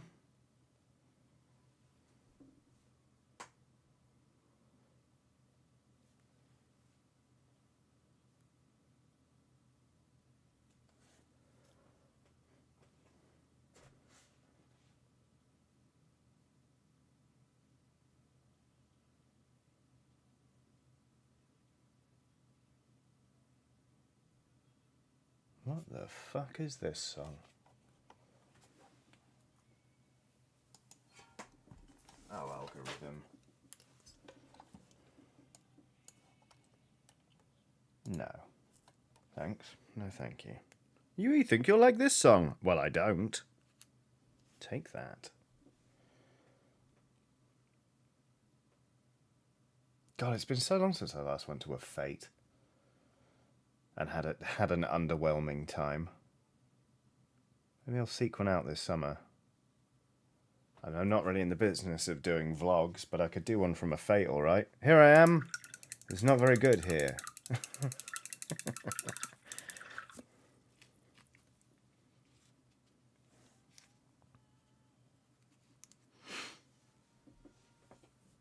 Linon says, a person talking over a tannoy both incessantly and incomprehensibly. Yes, the incomprehensible tannoy person is a must at any village fete as well. We will now be judging the local children's drawing competition. And Pomelo Boomslang says, is a fete like a carnival? No, no. Carnivals are too much fun to be a fete. Fates have to be sort of fun for a bit and then tedious. They have to be underwhelming. But they're just interesting enough that people get conned into going back next year. That's how it works. Did you enjoy playing hook-a-duck, Peter? I did not, Father. Shall we return next year? Yes, my boy.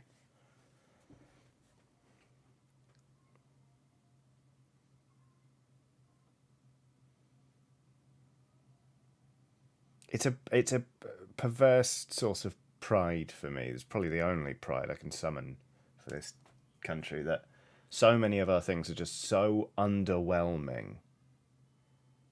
Like, we really work hard to have a kind of shit time.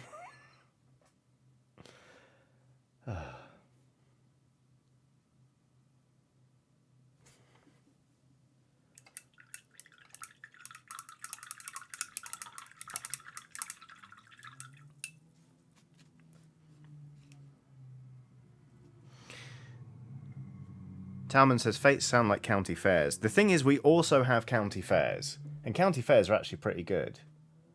Because there are the ones where you get, like, people having sheep shearing races and... like, that's sort of the big league entertainment stuff. One sec.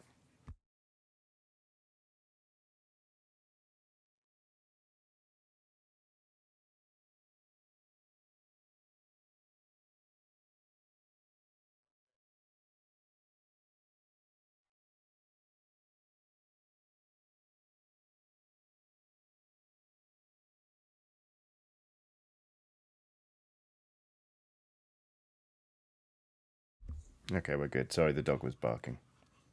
She'll probably bark again. Oh, that was her giving a little whine then. Little buff. Watson!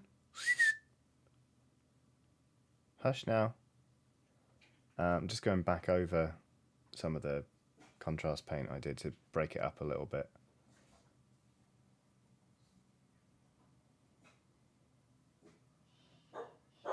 Watson! Shh, shh. Shh, shh, shh, shh, shh, shh.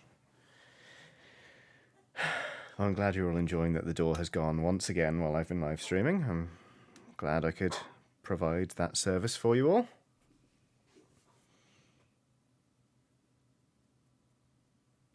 Cheerful Spider says, do they have cheese at Fate's? Fate cheese? They might do, but they're not. It's not so commonplace a thing that it is part of like what people understand to be Fate culture. Culture. That's funny.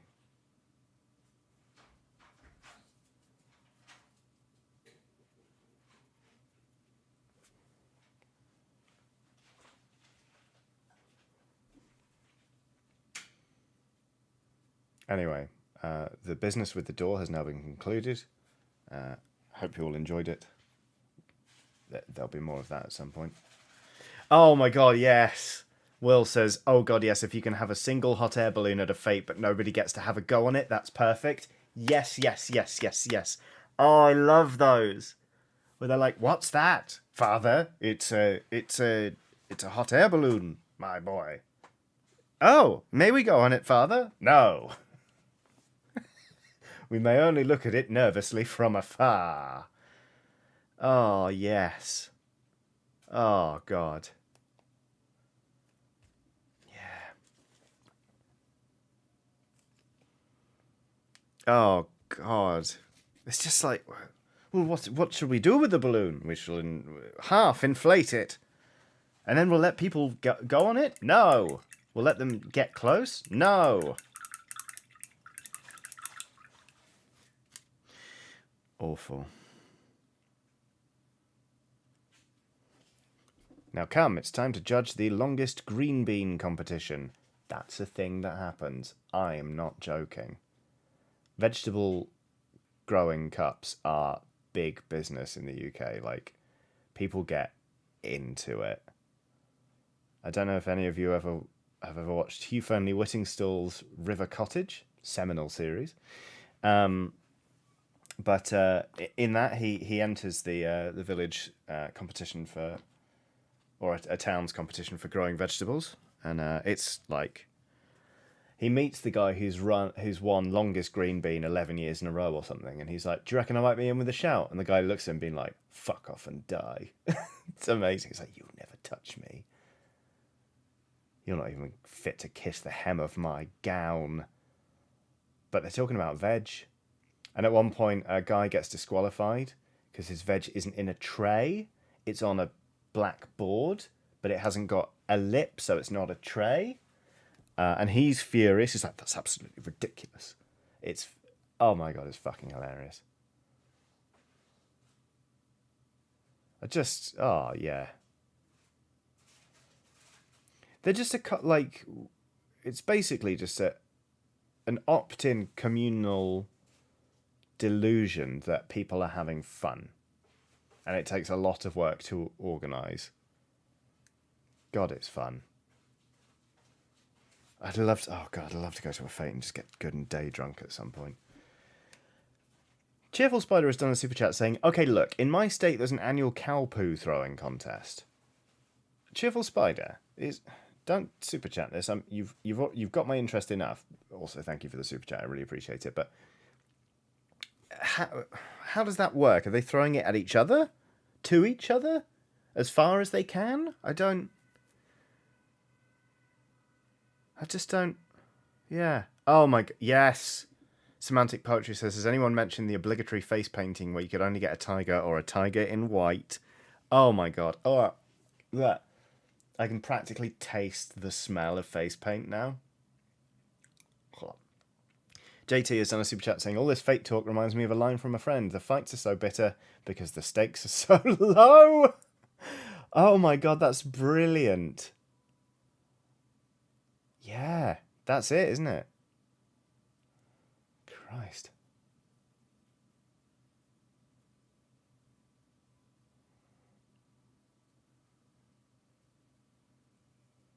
The fights are so bitter because the stakes are so low. That is that poetry, that is.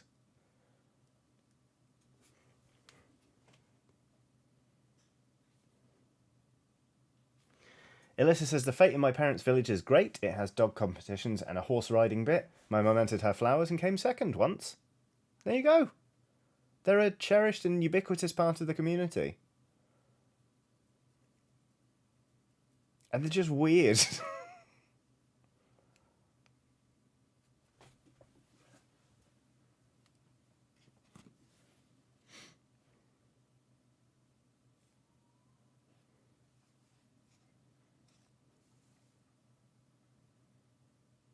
I remember going to a fete once I had ferret racing. That was pretty badass.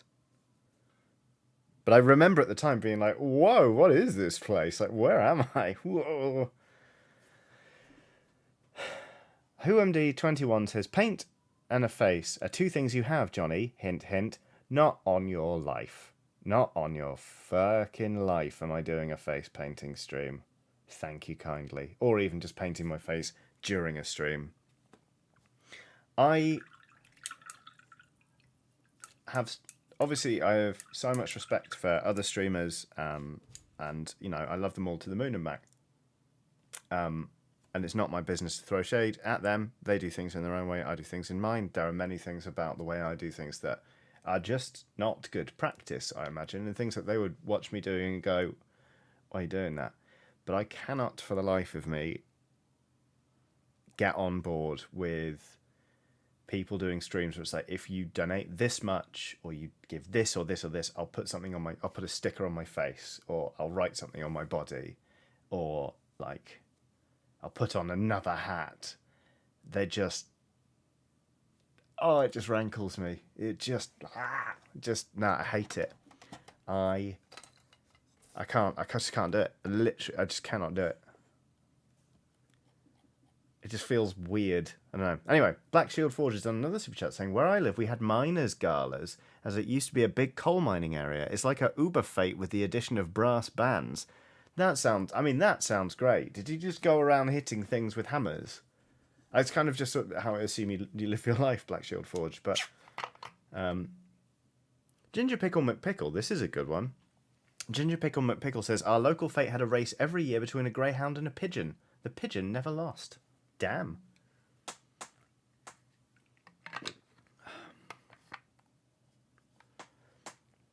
Chaos says, I seem to remember the fate at the tiny village I lived in on Exmoor having an open dog agility competition that everyone took very seriously or not at all seriously with no middle ground. Yes, yes, yes, yes, yes.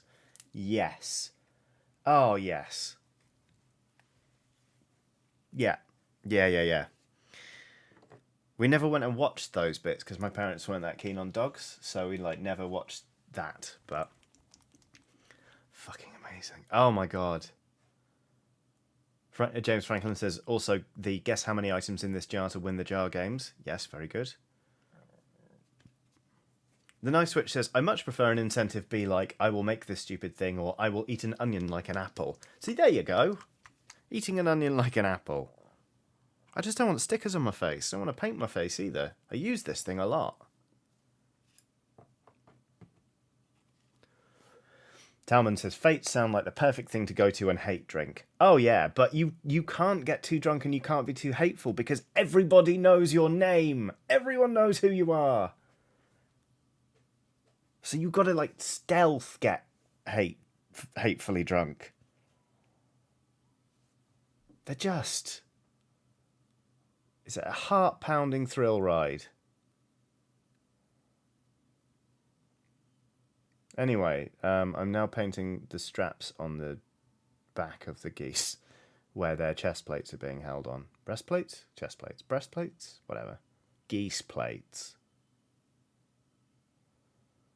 And then we're going to sort of just start building a horrible diorama of some geese.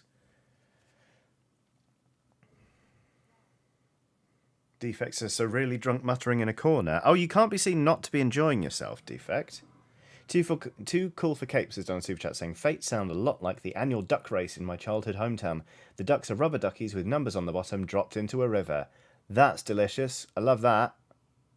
I don't think they do it anymore because obviously it's terrible for the environment, but there always used to be a competition, which was hugely anticlimactic because it would take a day or 2 or 3 for the winner to be revealed. But basically there would be helium balloons,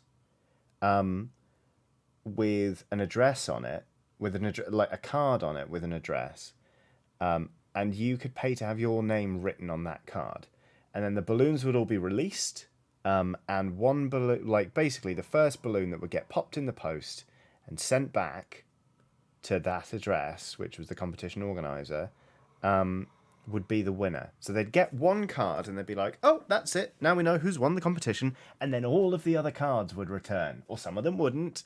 And they'd be getting post for ages for a competition that was now defunct. It's still very funny to me, that concept. Silent Cobb has done a super sticker of a. Oh my god, this hippo's really feeling itself. It's a hippo wearing a baseball cap, holding it down like this, and then it goes. It looks very serious. Kind of goes like, as it turns it back round, like it's going to start a fight.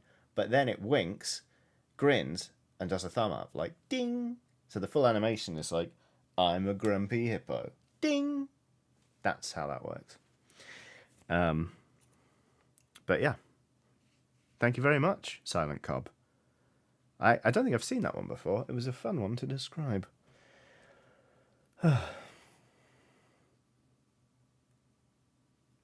Nick Jeffrey says, when I was at school, I won a bet against one of my friends that I could drink an entire cup full of vinegar. I got his lunch money for the day as a result. Not a problem. I could do that easy. I was the kid who at school, people would be like, bet you can't drink half a cup of vinegar. I'd be like, I can, and I would. And I will. I bloody love vinegar, and yeah, I could happily drink an entire cup of malt vinegar, not a problem. There was actually a time when I was at school. The school Christmas play was coming up. The school Christmas play was an entire. The school Christmas play was an entire production of Jesus Christ Superstar. I am not kidding. It was in my last year of school, and the end of term Christmas play was Jesus Christ Superstar. I was Pontius Pilate, so I had 3 big numbers, rehearsals were long and intense, and we were rehearsing the scene. The big finale scene where Pontius Pilate has Jesus flogged and then condemns him to death. And that involved, because it's a lot of back and forth with Pontius Pilate being like, you're all hypocrites, and the crowd being like, crucify him. So there were like 50 kids on bleachers from different years across the school, all there rehearsing, being like, crucify him, crucify him. While I was sort of doing the Pontius Pilate thing, but I had a terrible cold / sort of chest infection. My throat hurt a lot. Singing was really difficult, but we still had to rehearse. I was feeling awful. But having a sore throat and still needing to sing, gargling vinegar helps. So I had a whole bottle, big glass bottle of malt vinegar that I would take a swig from and like just gargle it like blah blah blah. But the problem was there wasn't time to go spit it anywhere. I didn't have a bucket or anything, so I would just go like blah, blah, blah, and then go. And the noise that 50 kids can make when they see somebody gargle malt vinegar and then just go and swallow it is not left me. In Jesus. Did I leave school that long ago? That was 2005. Oh my god, I'm old. Anyway, there we go. RV Dammit says, is this where I mention I have a cup which is 1 litre big? Thank you very much for the super chat, RV Dammit, and for the threatening mention of your 1 litre cup. I also was too busy talking about Jesus Christ Superstar and vinegar to mention that Manish Anand has sent a super sticker. It's of a peach, but it looks like a butt. And the lighting is very tasteful. Talman says, I'm still sad Pontius Pilate wasn't picked up for a full series. Oh, shit. Apotheon 2000 says, I've got to do it. I was 3 when Johnny left school. Oh, great. Chaos says I turned 25 in 2005. Okay, that's fine. You are but a child. Hello. Yes, I left school in 2006, but the school play, Jesus Christ Superstar, was in 2005. Anyway. Right, what else can we do? These are quite shabby looking. Especially since I keep dropping them, apparently. But I think Lilac Rose was 2. Julia Davis was 2. Alex Simpkin was 9. Eccentric Lefty was 11. Yep, okay. Okay, cool. Pensword 14 says I was 18 in 2006. Well, me too. We're of an age. Petrolia says I started uni in 2006. Me too. Will was 16. Oh, okay. There we go. Right, so we've got a whole bunch of geese now. Are these good enough? I think they're good enough for the Bin Gooses trophy. Which is my way of saying, I should do more work in the breastplates, actually. Yeah, I'll do... Gotta pimp out those abs, haven't we? And then, anyway, sorry to everyone who is now having a minor existential crisis. Jesus Crisis Superstar.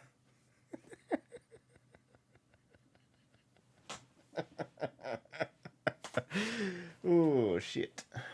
That was a good one. Well done, Johnny. Thank you, Johnny. Shall we go home now, Father? No, son.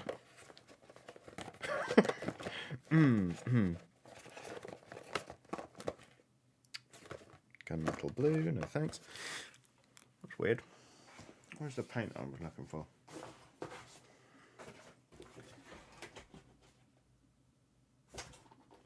That'll do. A bit of the old lead voucher. There we go.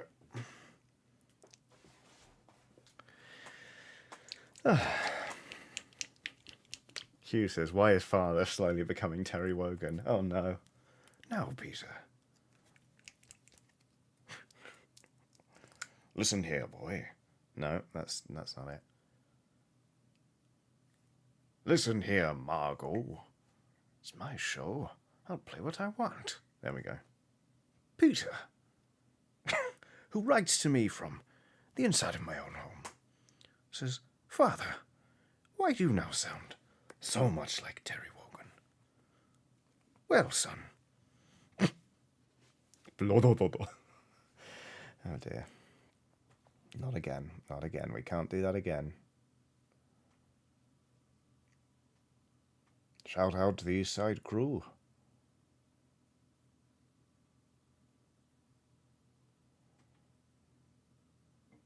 Remember, the more livelier you get, the more livelier we get.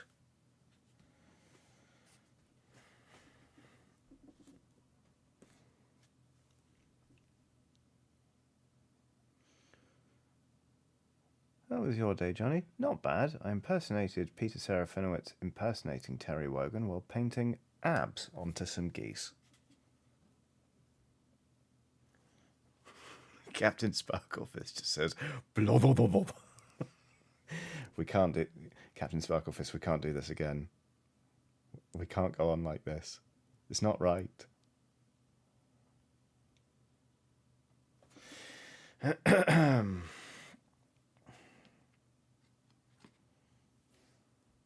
Alex Thorold says, isn't Terry Wogan dead?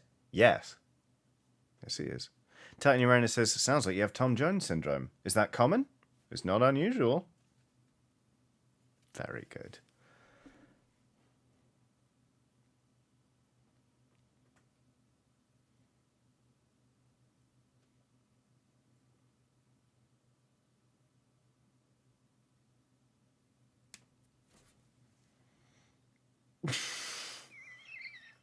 Michael Blatherwick says, we can't go on together with suspicious blah.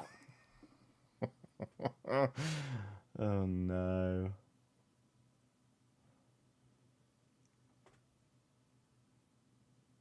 With suspicious blah. It's yep, reaching that point again, aren't we? Well, the good news is it's 6 minutes to 6, so we can take a little break.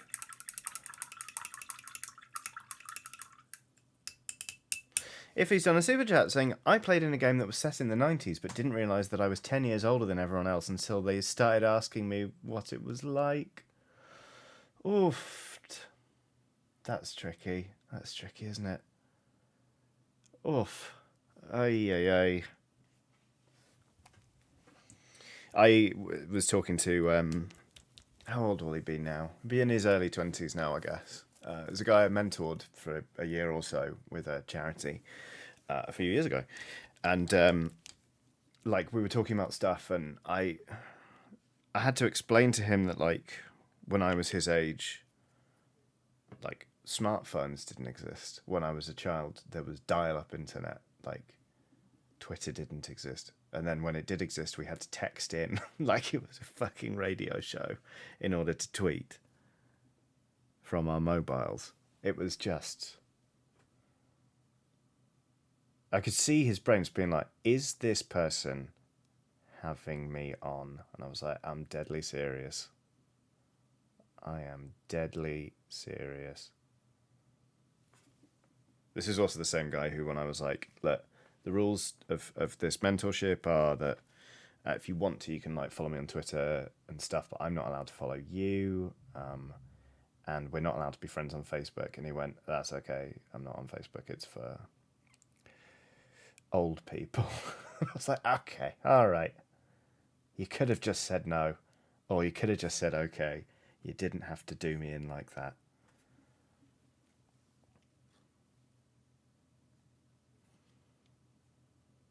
Tony Renner says the temptation is to make shit up. Yeah, it is quite fun doing that sort of thing. Cheerful Spider says, Johnny, do a modem impression. Okay, so obviously you've got your like...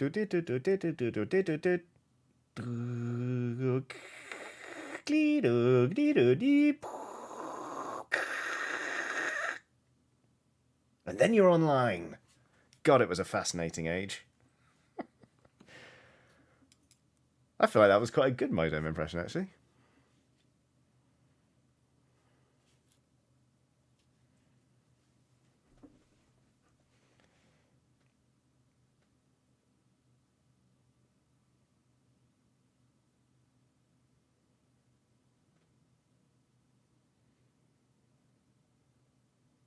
Very spot on modem. Thanks. Just another bright nerd.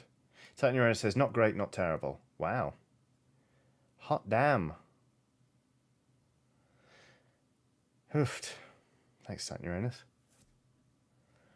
The nice switch says, then your mum is like, Sarah, I need the phone, and you have to log off of Habbo Hotel. I loved Habbo Hotel. It was great. Cheerful Spider has done a super chat saying, this is the best thing I could possibly have imagined. I'm glad you enjoyed it. Just remember, you gotta log on after 6 because it's cheaper then. Fuck. It's all that shit you just forget. Like, I remember one time my brother and I wanted to watch the news clip about the exploding whale of Oregon, so we left it downloading for the entire night so that we could just watch it. Not even have the file, just watch it. And it failed at the last second, so we didn't get to see it. And we were like, we can't go through that again. We can't do it. Now you can watch it in 4K on your phone while having a poo. You know? It's ridiculous. Nick Jeffrey says, I remember when phoning a school friend meant calling the house landline and not knowing which of the family would pick up. It could be uncomfortable. Oh, it was dreadful. Absolutely terrifying. My friend Alex's dad didn't like me very much, so calling was always awkward then. I can still remember my friend Harry's number. I'm not going to read it out because I'm not going to say it because A, he doesn't live there anymore, and so that's not his number. But it might be a number that's in use in St. Neots, and I don't want somebody being like Googling what is a lovely skeleton pal. Why is somebody making modem noises down the phone at me? But yeah, I still remember a whole bunch of phone numbers from my childhood. Will says, do you remember knocking up your friends? Actually, all my friends live quite far away, Will. So, JT has done a super chat saying, my stepfather ran a BBS, so I'm more familiar with that dial-up sound than I'd like to be. Yeah, I can fully imagine. Anthony Halewood says, remember just going around and hoping your mates are in. I never did any of that. All of my friends lived the other, fucking half an hour, 40-minute drive away. This is why I can type so fast. It's because I grew up on MSN Messenger, basically. B Master says, I'm off, folks. Sorry I haven't been active this stream. Just feeling a bit out of it. Have a lovely evening / whatever it is where you are. Thanks, Johnny, for the chill vibes. Take care, B Muzzer. I hope you feel less out of it soon. Just be kind to yourself and hope things are good and that you are well. Just another broke nerd says that rotary phone had real bells for the ringer. You could hear the bell if you took the phone off the wall and shook it. Lol. Yeah, that's why hanging up would make people go ting. Isn't it weird that there's a whole generation of people who know that the colloquialism is to hang up the phone, but they don't know why it's hanging up the phone?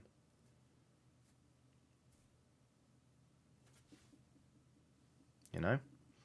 Also, it always struck me as quite funny that on a rotary phone, 999, the emergency number in the UK, was the longest thing to dial.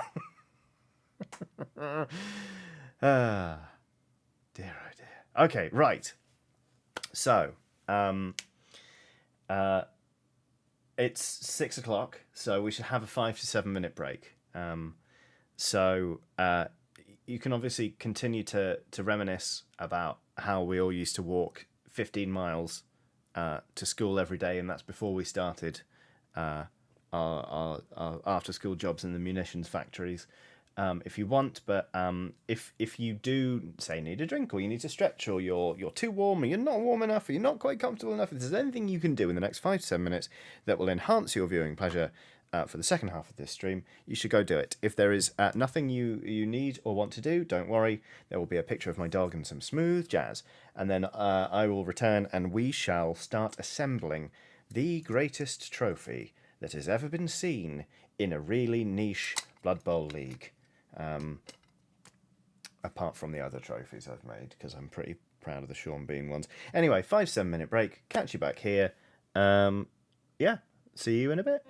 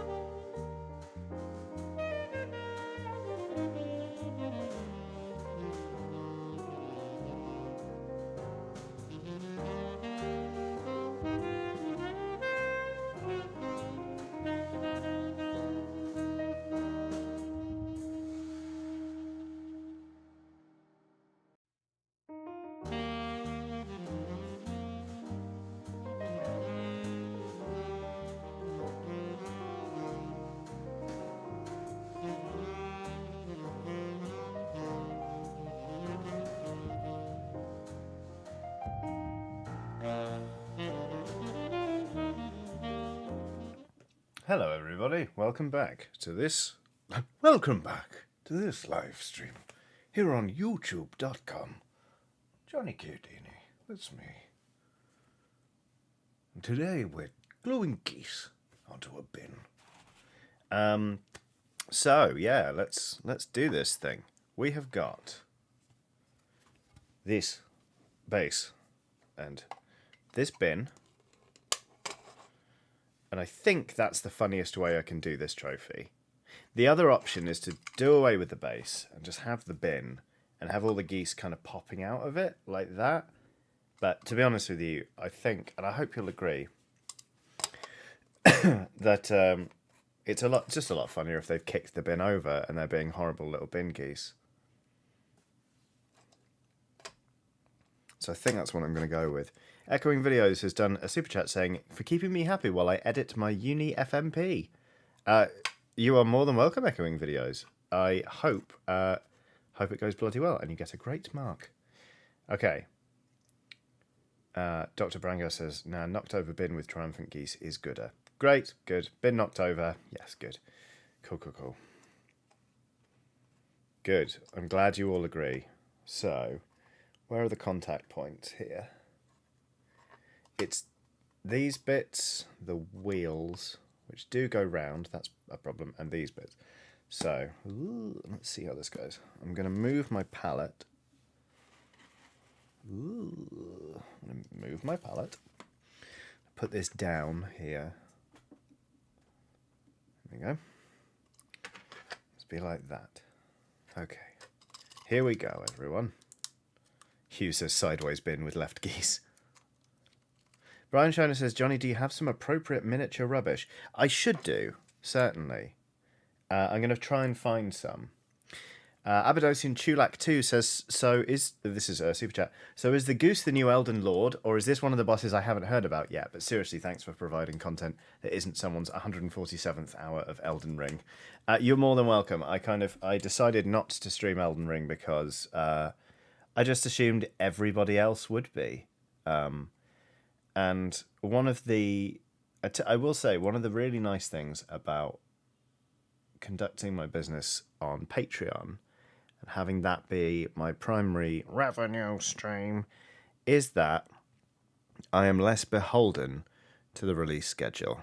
I can choose to stream current games if I wish, but generally speaking, I'm not at the mercy of the algorithm. I don't have to be streaming the latest thing, so people will be more likely to watch. And that is a great comfort, because it means I can stream whatever I fancy. And it means that, my offering can be ever so slightly different. If people are tired of Elden Ring or trying to avoid spoilers, I certainly am trying to avoid spoilers. I'm not tired of it yet. Then, it's nice that people can just chill out and watch me laugh at an assassin who sounds like a phone menu. So there's the bin. It's been glued down. Now let's talk about goose placements. I think one up here. Hang on. I think one up here is just generally quite funny. I'm very much sold on a goose. Oh yeah, that's good. Emerging from the bin like it's absolutely furious. Maybe one back here. We'll busk this. It'll be fine. I thought maybe actually one on the lid would be good, but I think that is objectively the funniest thing, having a goose come storming out the bin. Yes, okay. But that means we should really try and glue down some rubbish in the bin first. So, this is the thing. As Snorpen Bass says, shouldn't there be trash in there too? Yes, there should. It's time to go bits diving. Claire de Bear says, isn't there a game that Johnny played where the goose is naughty? Yes, it is Untitled Goose Game, and it's delightful. Rob J says, pizza box. That's fucking genius. Where's the cardboard? Oh, we're doing this. We're doing this. Right, hold on. Right, so... This is a slightly more avant-garde bit of stream. There's some cardboard. That's a good start. I need some bits.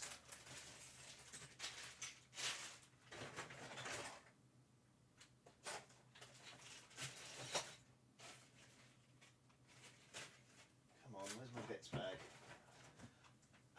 Oh, do I still have it? Do I still have it? Oh my god. Wait. Shit.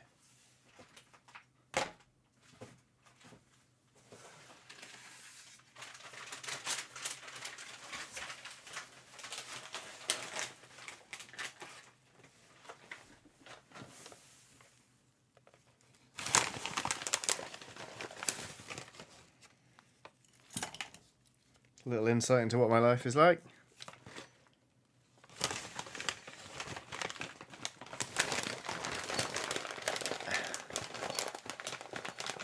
Brian says, have you got any of those tiny lager cans left? I have. Here's what I'm looking for. It's a fucking rat with a piece of pizza. Brilliant. We'll paint that up. Okay. Yeah, I need to find the beer cans. I don't know where they are. They're on a shelf somewhere. But what I'm looking for as well is my bits bag, which is just like a load of Skaven offcuts. Yes, pizza rat. Okay.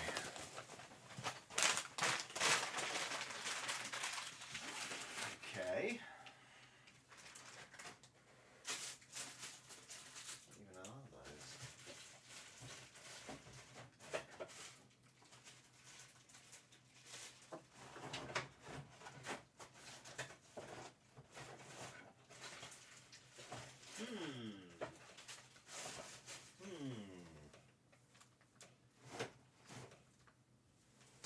That's worrying. I'll be right back, chat. Don't worry. I'm just still searching for things.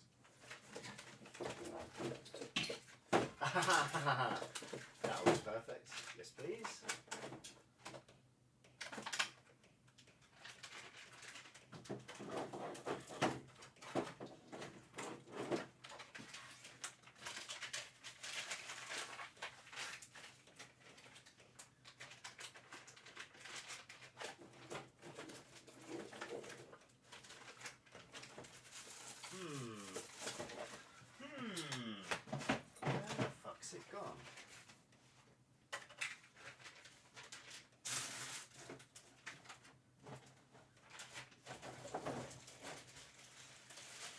Okay, fuck that.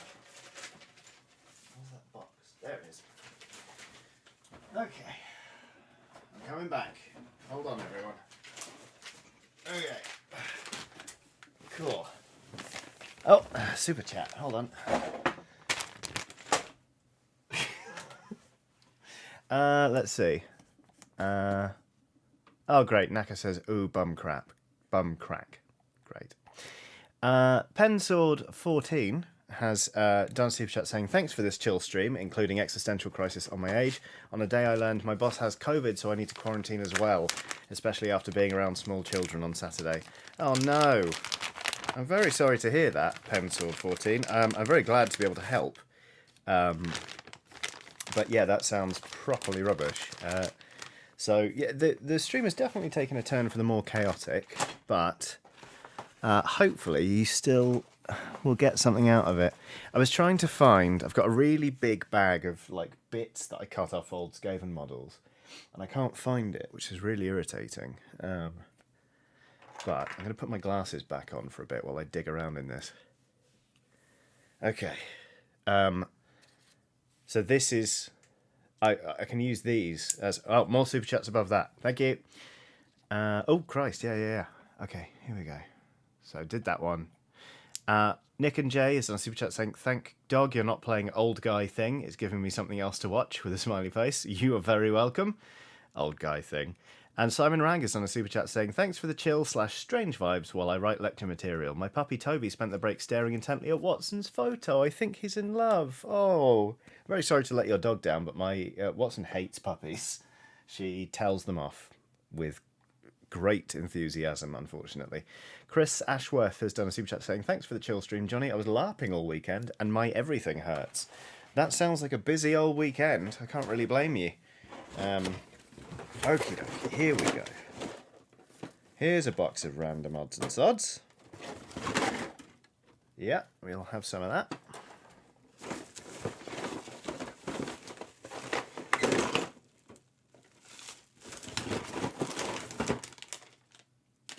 Yeah, one of those. Why not? Okay. So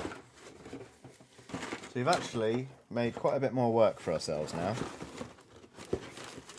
But that's fine. Okay. The beer cans, I just don't know where they've gone. It's really annoying.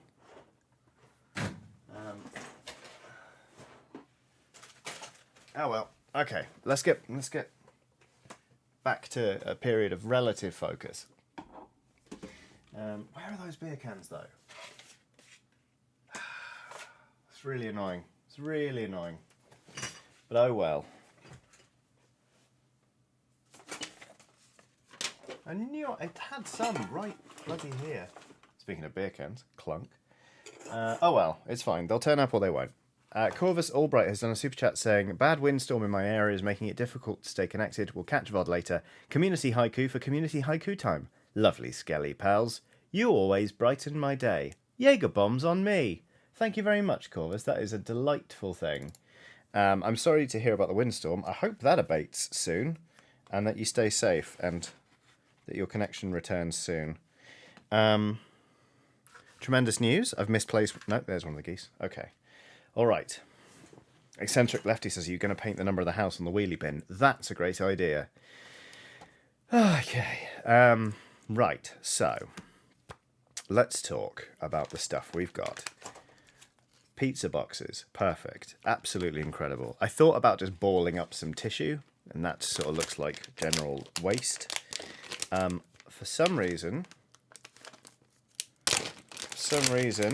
I don't know when I acquired these, but I appear to have some mimics, sort of like a chest with a tongue attached. No, these are too weird. Will says, given it's a sevens trophy, it should be for number 7, right? Yes! Oh, you bloody lovely people. Right, I've got some Gobbers stuff, like some Gloomspike Gits stuff. I reckon I can just trim off some of the sort of like gongs and... it'd be good to have this stuff primed, but I think if I just throw a bunch of bits in there, it will look fine. Glue them all down. Yep, that's... Doesn't matter, there's a hand attached to that bow, that's absolutely fine. I've just got quite into just doing weird, daft shit with models recently. It's fun. Ginger Pickle McPickle says there should be a skull in the bin. Yeah, probably. Do I have one though? That's the problem. I've got a head, definitely, on here. Yeah, glue some of these shields down. Why not? Mrs. Treeman says, don't use the good bits on rubbish, use clippings instead. I mean, yeah, we'll do some sprue clippings as well. But it would be nice to have some recognisable objects in there. The geese, the Skelly's way. Oh no, I'm not giving these geese armaments.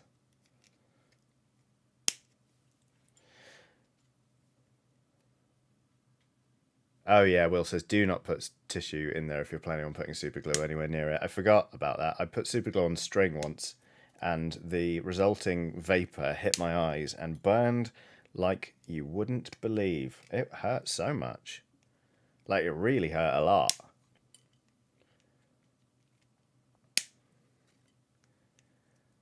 Okay. Penciled 14 with a timely question says, so how does Blood Bowl work? Blood Bowl is basically, it's actually closer to rugby than it is American football, but 2 teams of 11 players on the pitch, but up to 16 on the roster, take to the pitch, and basically there is a kickoff. One team is receiving the ball, one is kicking the ball, and you take it in turns to smash each other up, sort of knock each other down, run around with the ball, pass it if you can, and just generally try and reach the other player's end zone and score a touchdown. And then you do it all again. It's a game of 2 halves with 8 turns per player per half. So it is you get 16 turns. All in all, the game is 32 turns. The different sort of teams and fantasy races have different abilities. So I played dwarves. They are very slow, but they're also hard to injure off the pitch. Although yesterday one of my veteran players died. It's very, very silly. A lot of it relies on the luck of dice rolls, and if you like fall over, for example, you'll go ends. It's called a turnover, and it becomes the other person's turn. And that's just sort of it's very madcap, where you'll be like, I'm going to do this thing, and you do 2 amazing dodges, and you tackle just the right player and knock them out the way so you can get towards the end zone, and then you're running toward the end zone, and you have to move 1 extra square of movement to score that touchdown. So you're going to have to do what's called going for it, where you roll a d6, and as long as you don't get a 1, your player's fine, but you roll that 1, so you re-roll it. But you can't re-roll a re-roll, you roll a 1 again. Bang! Your player goes down, the ball gets loose, your chances of a touchdown are suddenly diminishing, and your player could just die if they hit the ground hard enough. It is very silly and extremely funny. There's a lot of luck, but a good amount of skill. It's just, I absolutely love it. Right, this is a good amount for like a base, I reckon.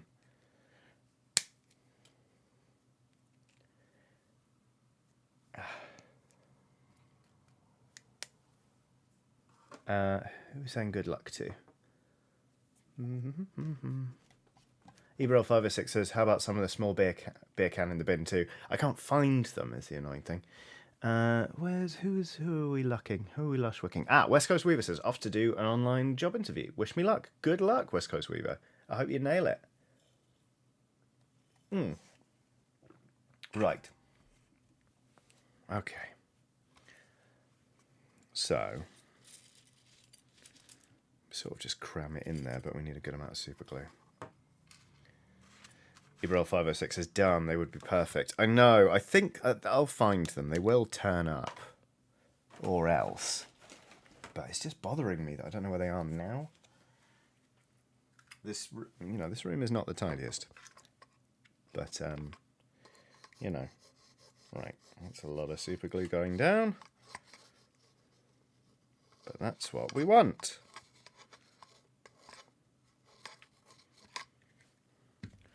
Across the dunes and towards the sea. I'm just going to do a base layer of crap.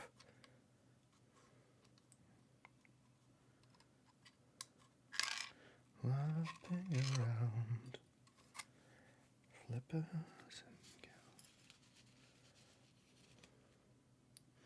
and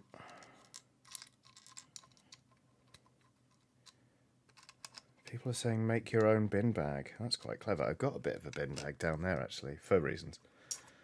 Pensword14 says, well, off to get things for Plague Boss. Rest of this on VOD. Catch you in the future, Pensword14. Have a lovely time getting stuff for thing. Eccentric Lefty says, are we not painting the crap first? No! No. Basically. Deal with it. I'll stick some other stuff over the top of it. But for the time being, I'm just gonna leather some stuff in there. We're going for an overall effect. Not exquisite artistry, you know?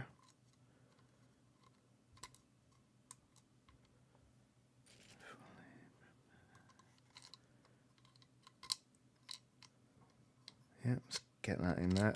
Good. That's glue on my finger. It looks rubbishy enough, you know?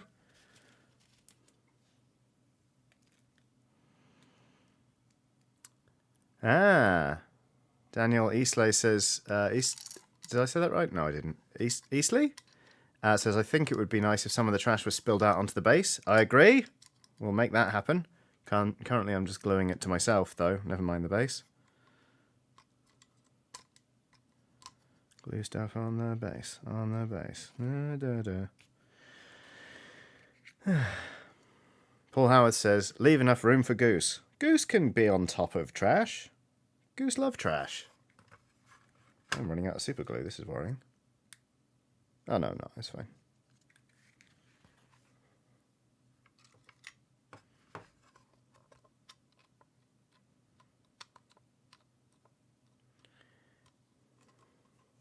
Because, right, sure, we could paint the trash, but we want this goose to be just emerging from a bin. So, oh yeah, if that stays there, that would be quite good. Abidosian Chulak 2 says, that looks rubbish, good job. Thank you. That can go there. This bit needs to go. Stay glued, you little bastard.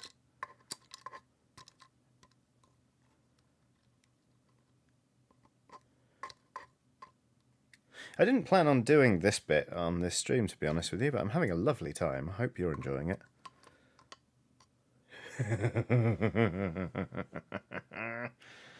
Yes, okay. Here we go. First goose going down.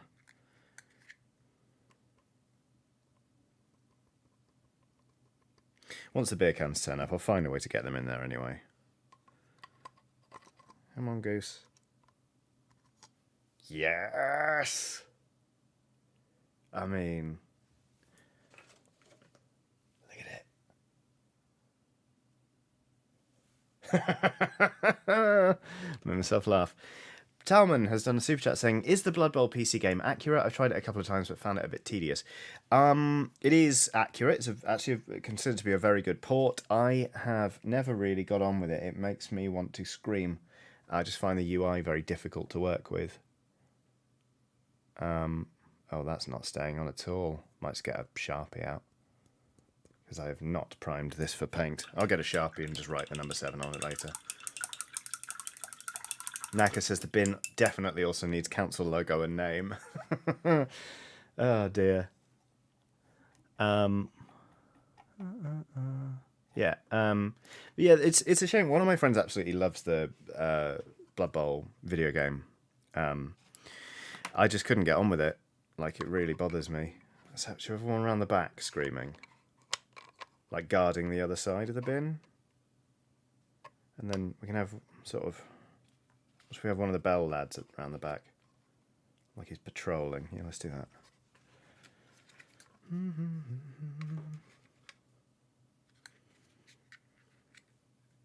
that. I wish I did get on with the Blood Bowl 2 video game. I'm really hoping the third one will be...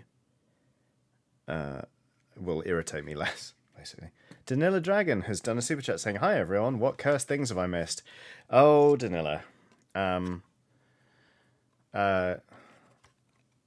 A lot, basically. We talked a lot about fates. I'm gluing geese to a bin. Somebody said squirt me plant daddy earlier, I think. That was quite cursed. Eccentric Lefty says one on top. Do not worry, that's going to happen. Oh shit. Oh shit. Come on. Just stay glued. Right, hopefully that'll set and the goose will stay there. We've got to have a shrieking one on top, really, haven't we? For like full Godzilla vibes, just like proper like that. That's very funny. I'll do the number on the side then. Yeah.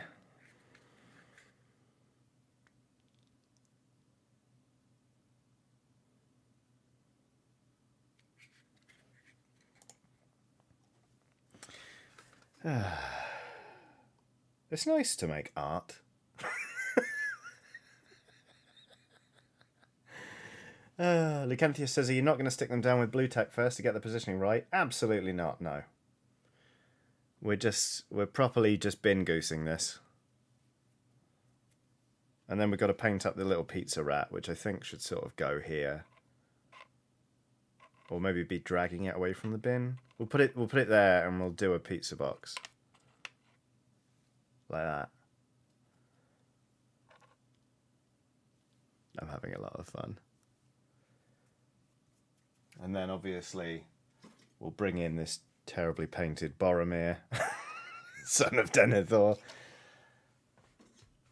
Ah, lovely.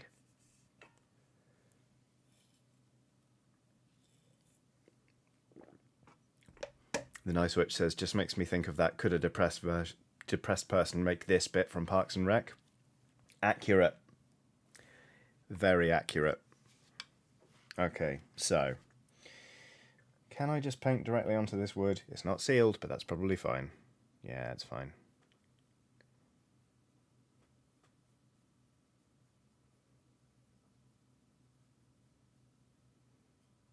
Again, we're not going for full-on artistry here.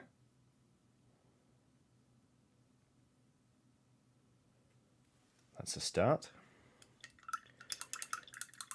Hugh says if you get a Faramir, you can put him in the bin where his father says he belongs. Too soon, Hugh.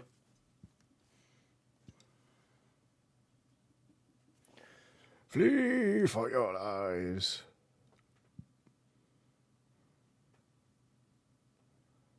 Yep, there we go. Actually, that's a better colour for the crust, isn't it? No, we'll do that.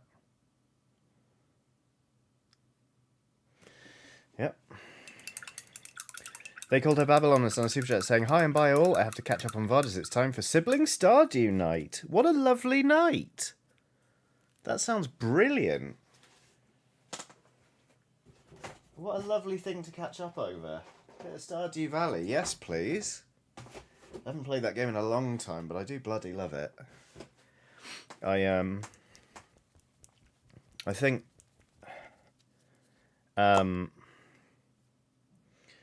I would like to stream it, but only on my terms. Like I'll stream it and show you how I play Stardew Valley, which is to say I avoid everyone.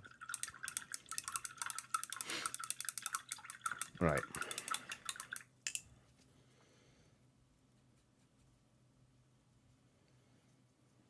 Yep, okay, then we come in with the sort of more cheese-like colour here. And then we're going to do some red circles for pepperoni. And then, oh, it's too high. Like this. Yeah.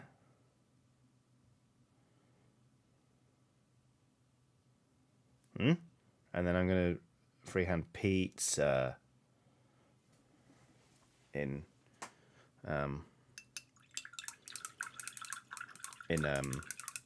red.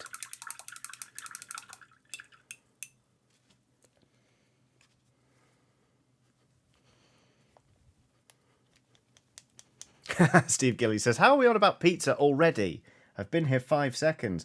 We're making trash. Titan Uranus says, it is a strange fate that we should suffer so much fear and doubt over so small a bin. Such a little bin. Boromir! Give the bin to Frodo.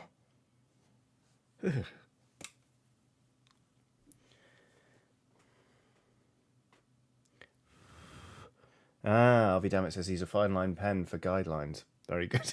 Chaos says, blah, blah, blah, blah, blah, blah. Oh no. Oh no. Steve Gilly says, pizza as trash, unsubscribed. No, we're doing a pizza box. Don't worry.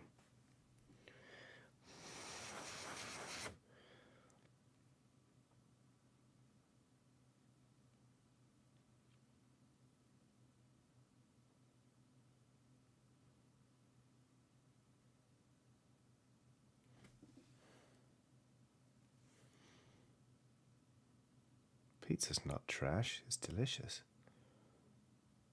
I mean, I'd eat this pizza. Look at that. And then...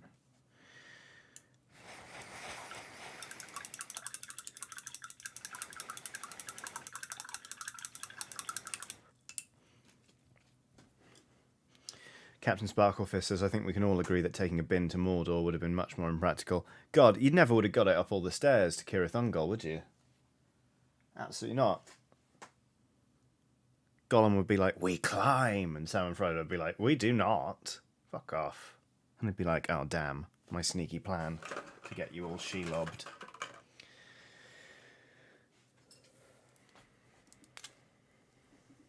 HC Bird says, I don't trust a pizza box without a chunky Italian chef on it. I could paint like arms and legs on the pizza and give it a chef's hat. No.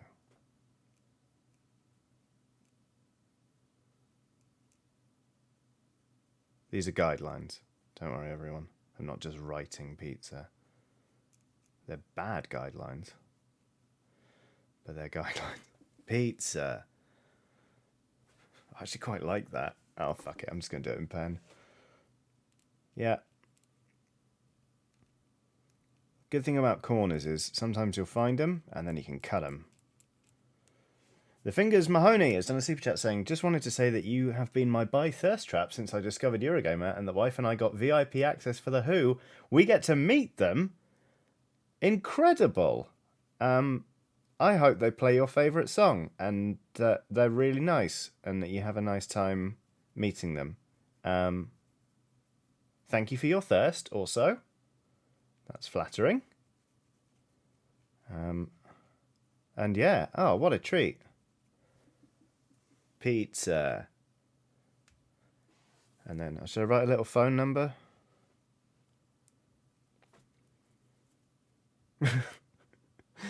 Rob J says, "Don a tip of the delivery boy." That's from Futurama, isn't it? Do not tip delivery, Joy.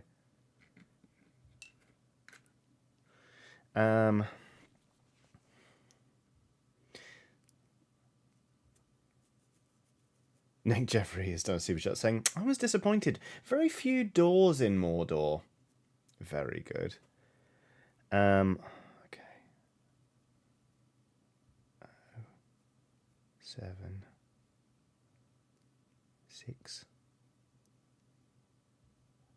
5.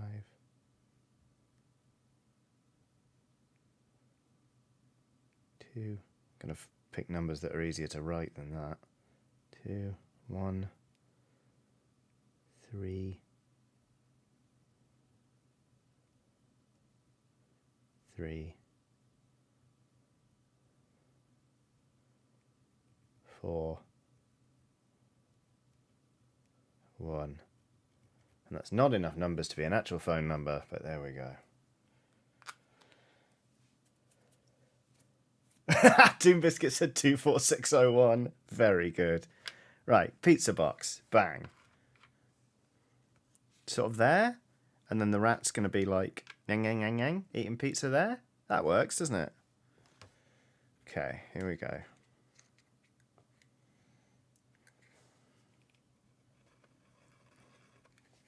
Please don't hiss and produce vapor. 8765309. I don't get that one, Will, I'm afraid. Steve Gillies has done another super chat saying there's a fell voice on the air. It's Tom Jones. He's trying to blow the mountain down. Gandalf, we must turn back.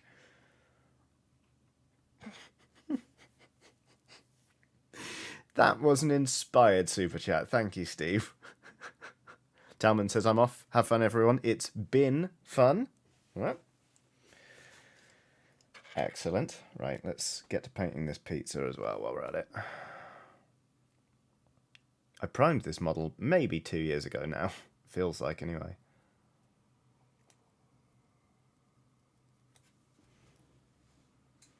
Doom Biscuit says, we will never let this joke die. Fingers crossed. 867. It's a song by Tommy Two-Tone. Thanks for the explanation, Will. As you have already gathered, I did not get it.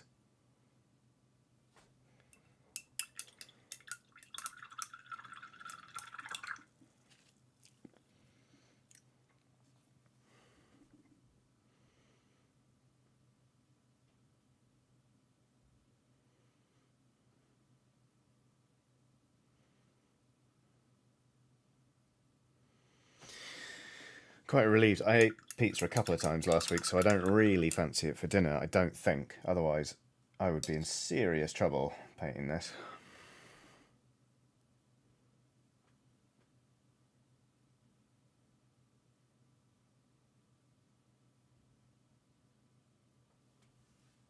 There we go.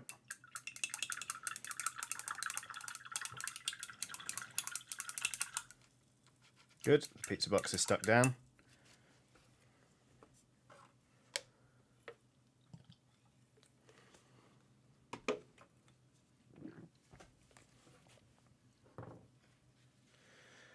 Here we go. Chaos says, have you considered, though, Johnny, pizza sauce with kimchi blended into it? Gads! Oh, I don't know. I mean, it would probably be great. One thing I don't think I've ever done is made like bolognese or ragu, really, and then use that as sort of a chunky base under the cheese on a pizza, and I think it would be delicious. I remember a friend ordered it in a pizzeria on his birthday, and I was like, I should have done that, and I never did it. And that was over 20 years ago now. So why I haven't just done it, I don't know.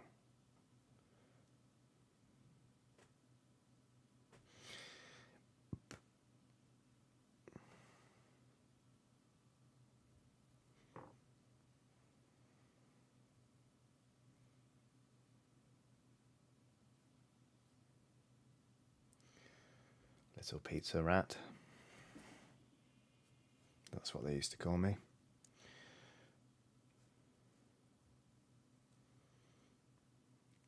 Ginger Pickle McPickle says beef chili pizza. The thing is, I love chili so much that... that was cool! Someone clipped that shit. It bounced off the thing and landed on a goose. Plucky little rat bastard, aren't you? I love chili so much that I would get distracted. I would be like, I don't need pizza in this. I want this to be a burrito or just a bowl of chili or tacos or whatever.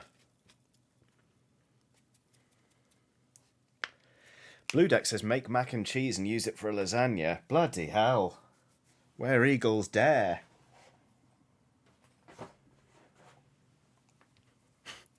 Just another broken bird says, nice landing. Somebody asked how my kimchi is. It was just another broke. No, that reminds me, how is your kimchi doing? Is it ready yet? Is it absolutely wonderful? It has been... I made it last Sunday, so it's been a week. It smells good. I tasted a tiny bit yesterday, and I thought it was nice, but it could be more sour, so I'm going to leave it a little bit longer.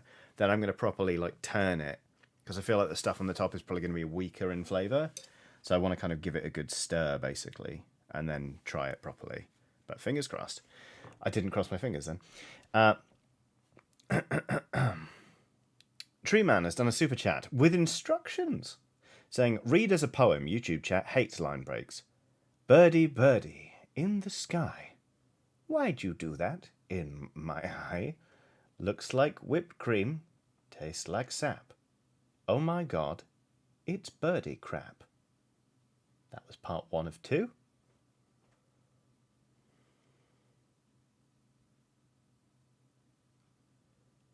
J'attends le deuxième part. Or le part deuxième.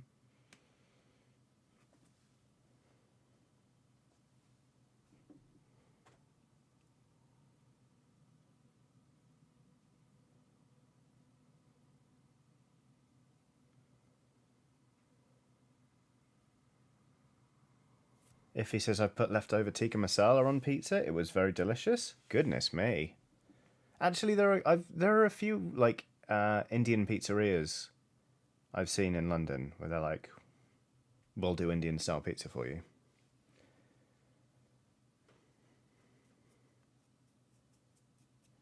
Ooh, Chaos says, all this pizza talk makes me think I should break out the garden pizza oven for the first time this year come the weekend. Do it. Do it.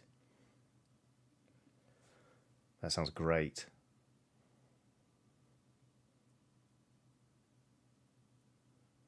Garden pizza oven, what a dream.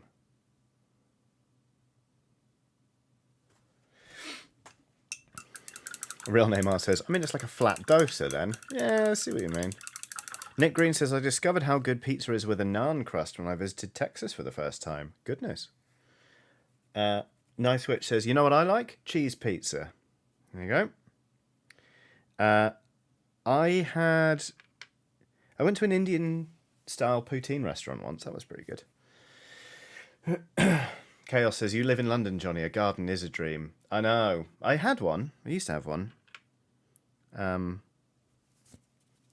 it was a pain in the arse, actually. Silver Sword EN says, sorry, all had to duck out earlier. Suddenly work happened. Just popping back in to say, blah, blah, blah, blah, blah, and I'll see you on the VOD. Mrs. Tom for the win says, I like pizza, a brave stance, I know. You're really inspiring, Mr. Tom for the win. Thank you for speaking out for those who can't. About pizza. Okay. Pizza wrap. Just going down there. Going down. There he is. Pizza wrap. Eating some pizza. Lisa Hunt says, I've seen pizza. Yeah, I'm not going to live that one down for a while, am I? You know what? I've seen pizza. Part 2 of 2 is in the chat. Thank you, Defect. Treeman. Mrs. Treeman supplies part 2 of 2. Don't you worry. I won't cry. I'm just glad that cows don't fly. Oh my god. Holy shit. Let's do the whole poem again. Birdie, birdie in the sky. Why'd you do that in my eye? Looks like whipped cream. Tastes like sap. Oh my god. It's birdie crap. I've lost it with Wogan. Don't you worry. I won't cry. I'm just glad that cows don't fly.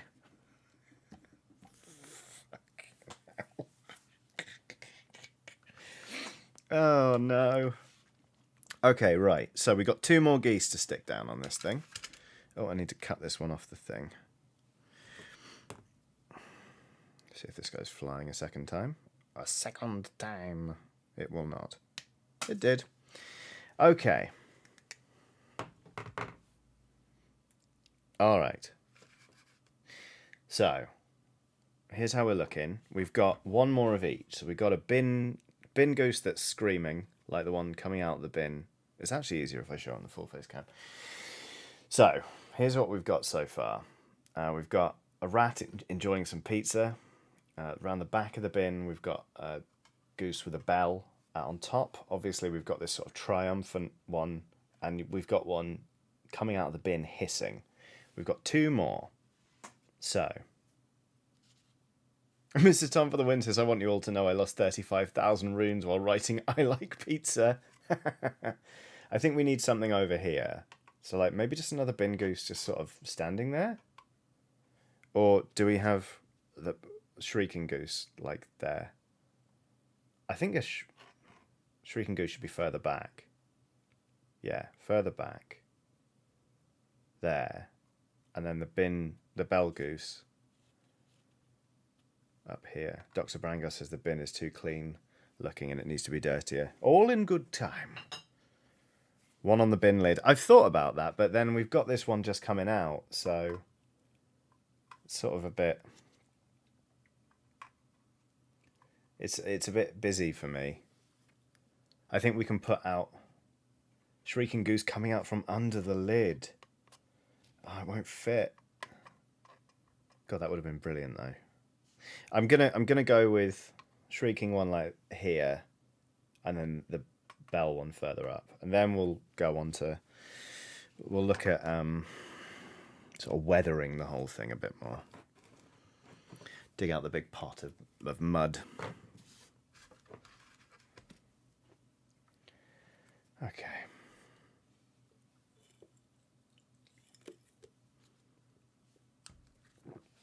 Okay, here we go.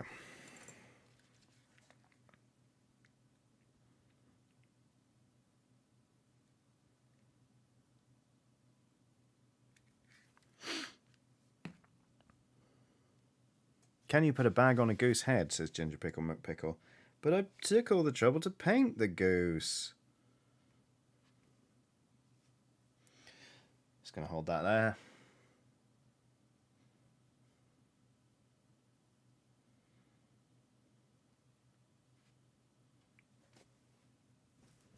Good, and then I'm going to have another one here. I think that just works. Davy Jones has done a super chat saying, I just joined the stream and I have to watch it from the start to find out what brought us to the goose bin.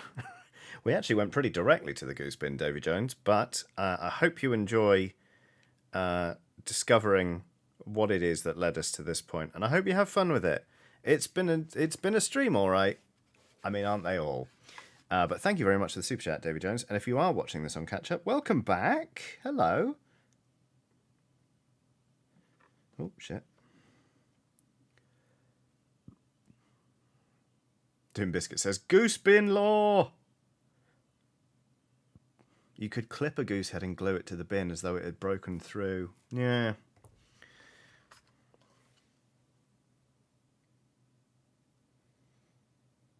No, not there.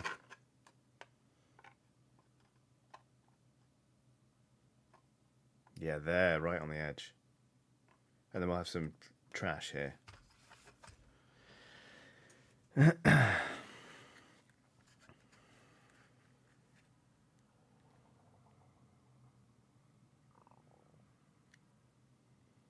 What horrible menacing geese. What a delight they are. Okay, now I just have to stay still. Tree Man says, Goose bin law! Now that someone has said it, I have to know. It's very simple. These are just the bin geese. My take on it is that basically, because the Hot Bobs League is professional Blood Bowl players. So these people, they do it full time and they do it for money. Sevens in Games Workshop law is basically, it's like the Amateurs League. So it's smaller pitches, shorter games, fewer players.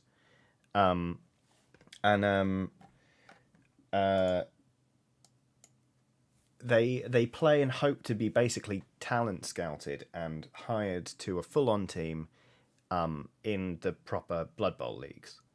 So my take on it is that there are obviously Blood Bowl stadiums, but in the car park there are bins for all of the rubbish, and the bins are overrun by geese. They're very angry. They're very territorial, but they're bin geese. But the car park is also where people go to play sevens, kind of like at a tailgate. So it's become known as the Bin Gooses League, the Sunday Bin Gooses. So that's the law, basically. LORE, obviously. And you know what? I know we keep saying the bin needs to be dirty. Oh, it kind of does need to be dirtier. I keep thinking I quite like it, the clean colours on this. But Cara is a mess, as I just got here, and I'm so confused. Buckle up, Cara. It's been a weird one, but then it's just what I think was what people are coming to expect from these streams. Really, where's the big pot of basing mud? It's over there. I'm gonna go get it. Okay, all right. I'll be right back.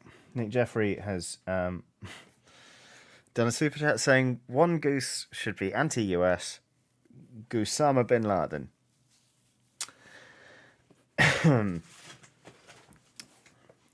I'll be right back. Not going to show you my butt crack this time. Haha, take that.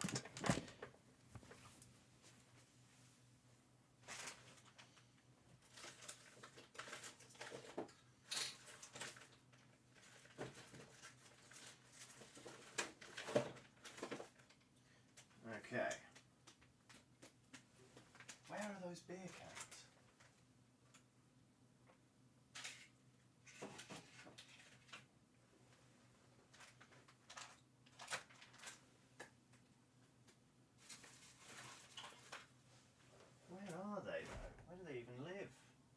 Gone. Come back. Okay, never mind. They'll turn up one of these days, or I'll just find some more. Okay. Okay. Here we go. We've got a pot of acrylic thick mud from Vallejo. So, here it is. It looks like forbidden Nutella. Now,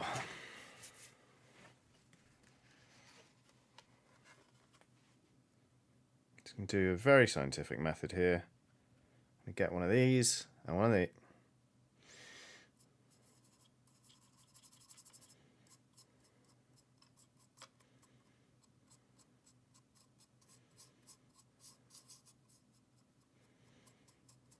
Just going to start weathering the bin.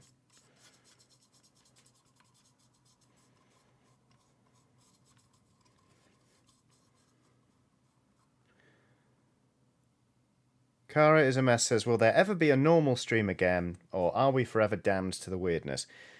I mean, has there ever been a normal stream? I'm doing this a year now, and this feels about right.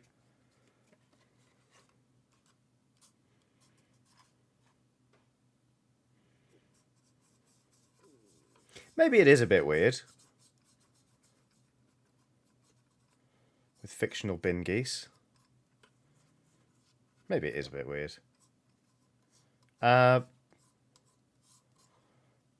We'll see in answer to your question. Maybe. Probably not. Does that work? It just looks like poo, doesn't it? It does just look like poo. Yeah, less is more. Less is more when it comes to this.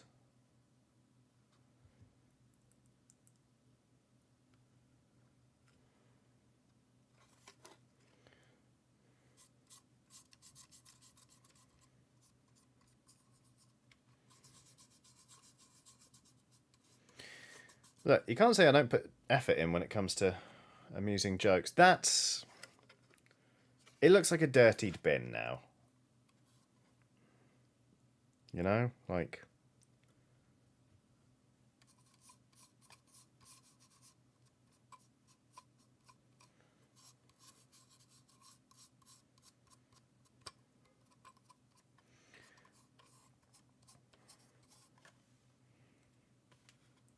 I think that works.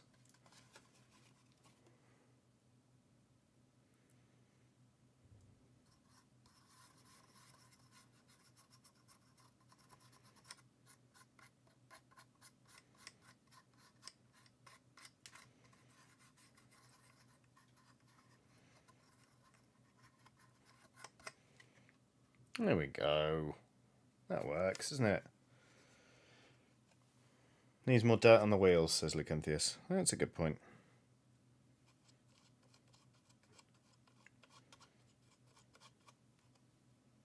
That's more like it, isn't it? I've got some on the base now. That's fine. I'll just put some on the base as well. Yeah, now we're talking. Proper Sunday bin goosing. Did you do the bottom of the bin? Yeah. No. Now I have.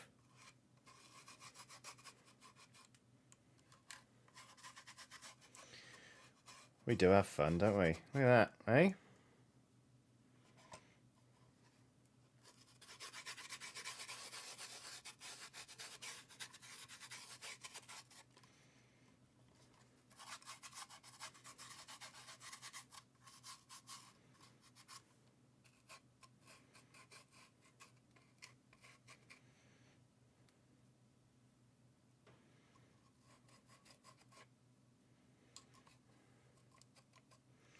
Who says technique and artistry is important, eh?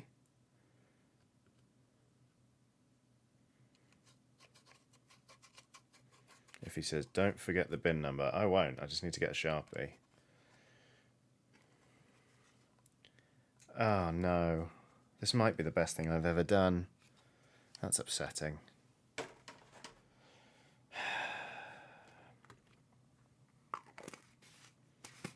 Hugh says, cough, cough, the number should be under the grime. Sounds like you got a nasty cough there, Hugh. Maybe you should go get it looked at. Sorry, Hugh.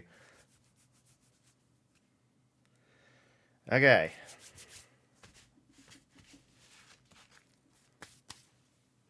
I'll put some dirt over the bin. Over the number. Over the number. Yeah, it's got to just be a 7 there, hasn't it? Scratch some of this off even.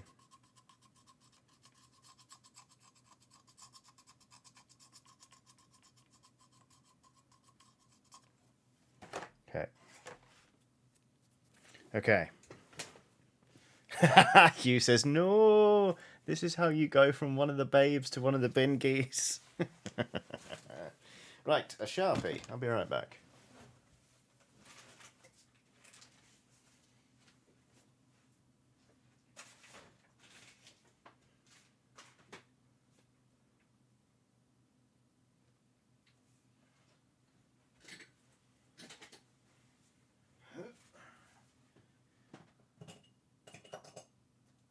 Yes.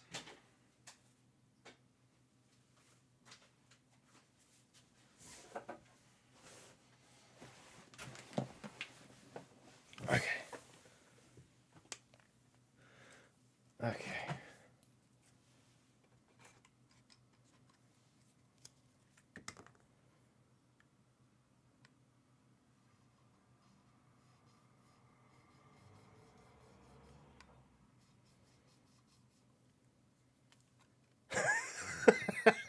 I love this thing. Oh, God. Somehow we've got another hour of this. Can you imagine? Shit. Right, we'll let that dry. And then we'll get some more dirt on it. Hugh. Ginger Pickle McPickle says, ooh, a French bin. Yeah. You're damn right. Dr. Branger says, better make sure you win the trophy then. Oh, I won't be winning anything. I got absolutely stomped yesterday. Hugh says, what type of brush was that? Okay, so not really a brush, but sort of a cheat. But okay, listen up, babes. This is a Sharpie Fine Point. It's black. It's permanent marker. So if you're doing your wingtips, don't miss. But yeah, you'll be glad to know it conforms to ASTM D4236. According to the Art and Creative Materials Institute.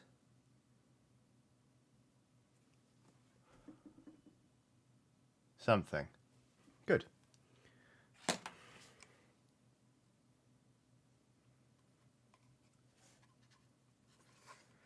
Okay, here we go.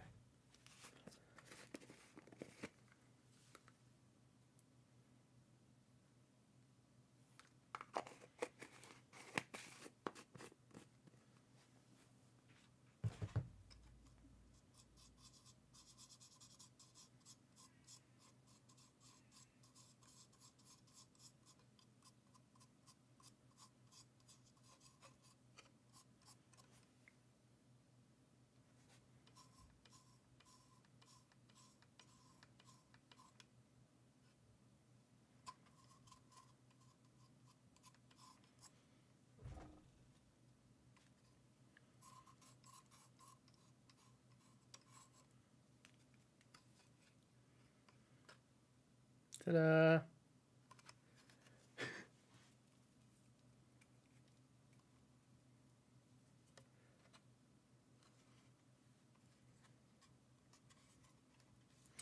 I just need beer cans.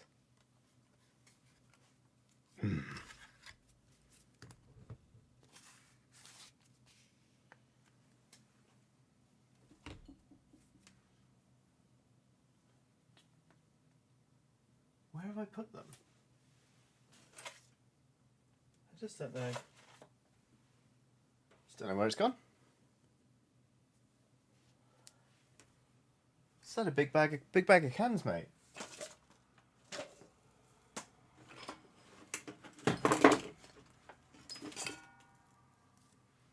Oh well.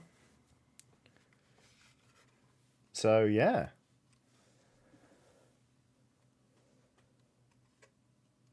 Rob J says, Johnny, bit of an aside from the wonderful bin geese. Does lead belcher tend to go on like scale glitter? Or have I got this wrong and need some liquid talent to fix? You just really need to shake up those. I could use snips to make tiny cans from actual can. That's a lot of that's a lot of effort. I don't know if I could even do that. I just need to tidy up and find the fucking beer cans, don't I? They're just not on the desk, and yet I keep looking. How odd. Oh, Luke Emphius says, Luke Westaway just tweeted he's building a Lego ship in a bottle tomorrow. That is exactly what I need this week. Bring on the chill streams. Johnny today and Luke tomorrow. Yes.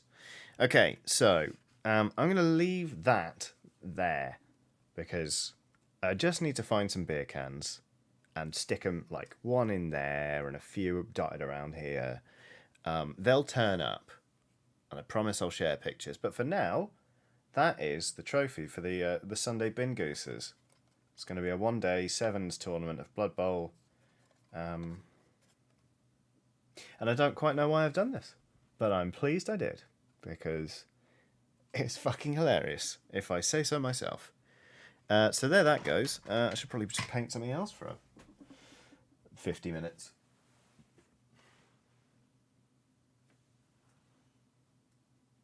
Or we could stop. Or we could just stop it there, you know, because I've done this before. I've done this many a time where I'm like, I should keep doing something and I'll paint something and then I will hate it because I haven't spent much time on it before the end of the stream, and then I will never touch it again, and that is bad. So what I think I would rather do...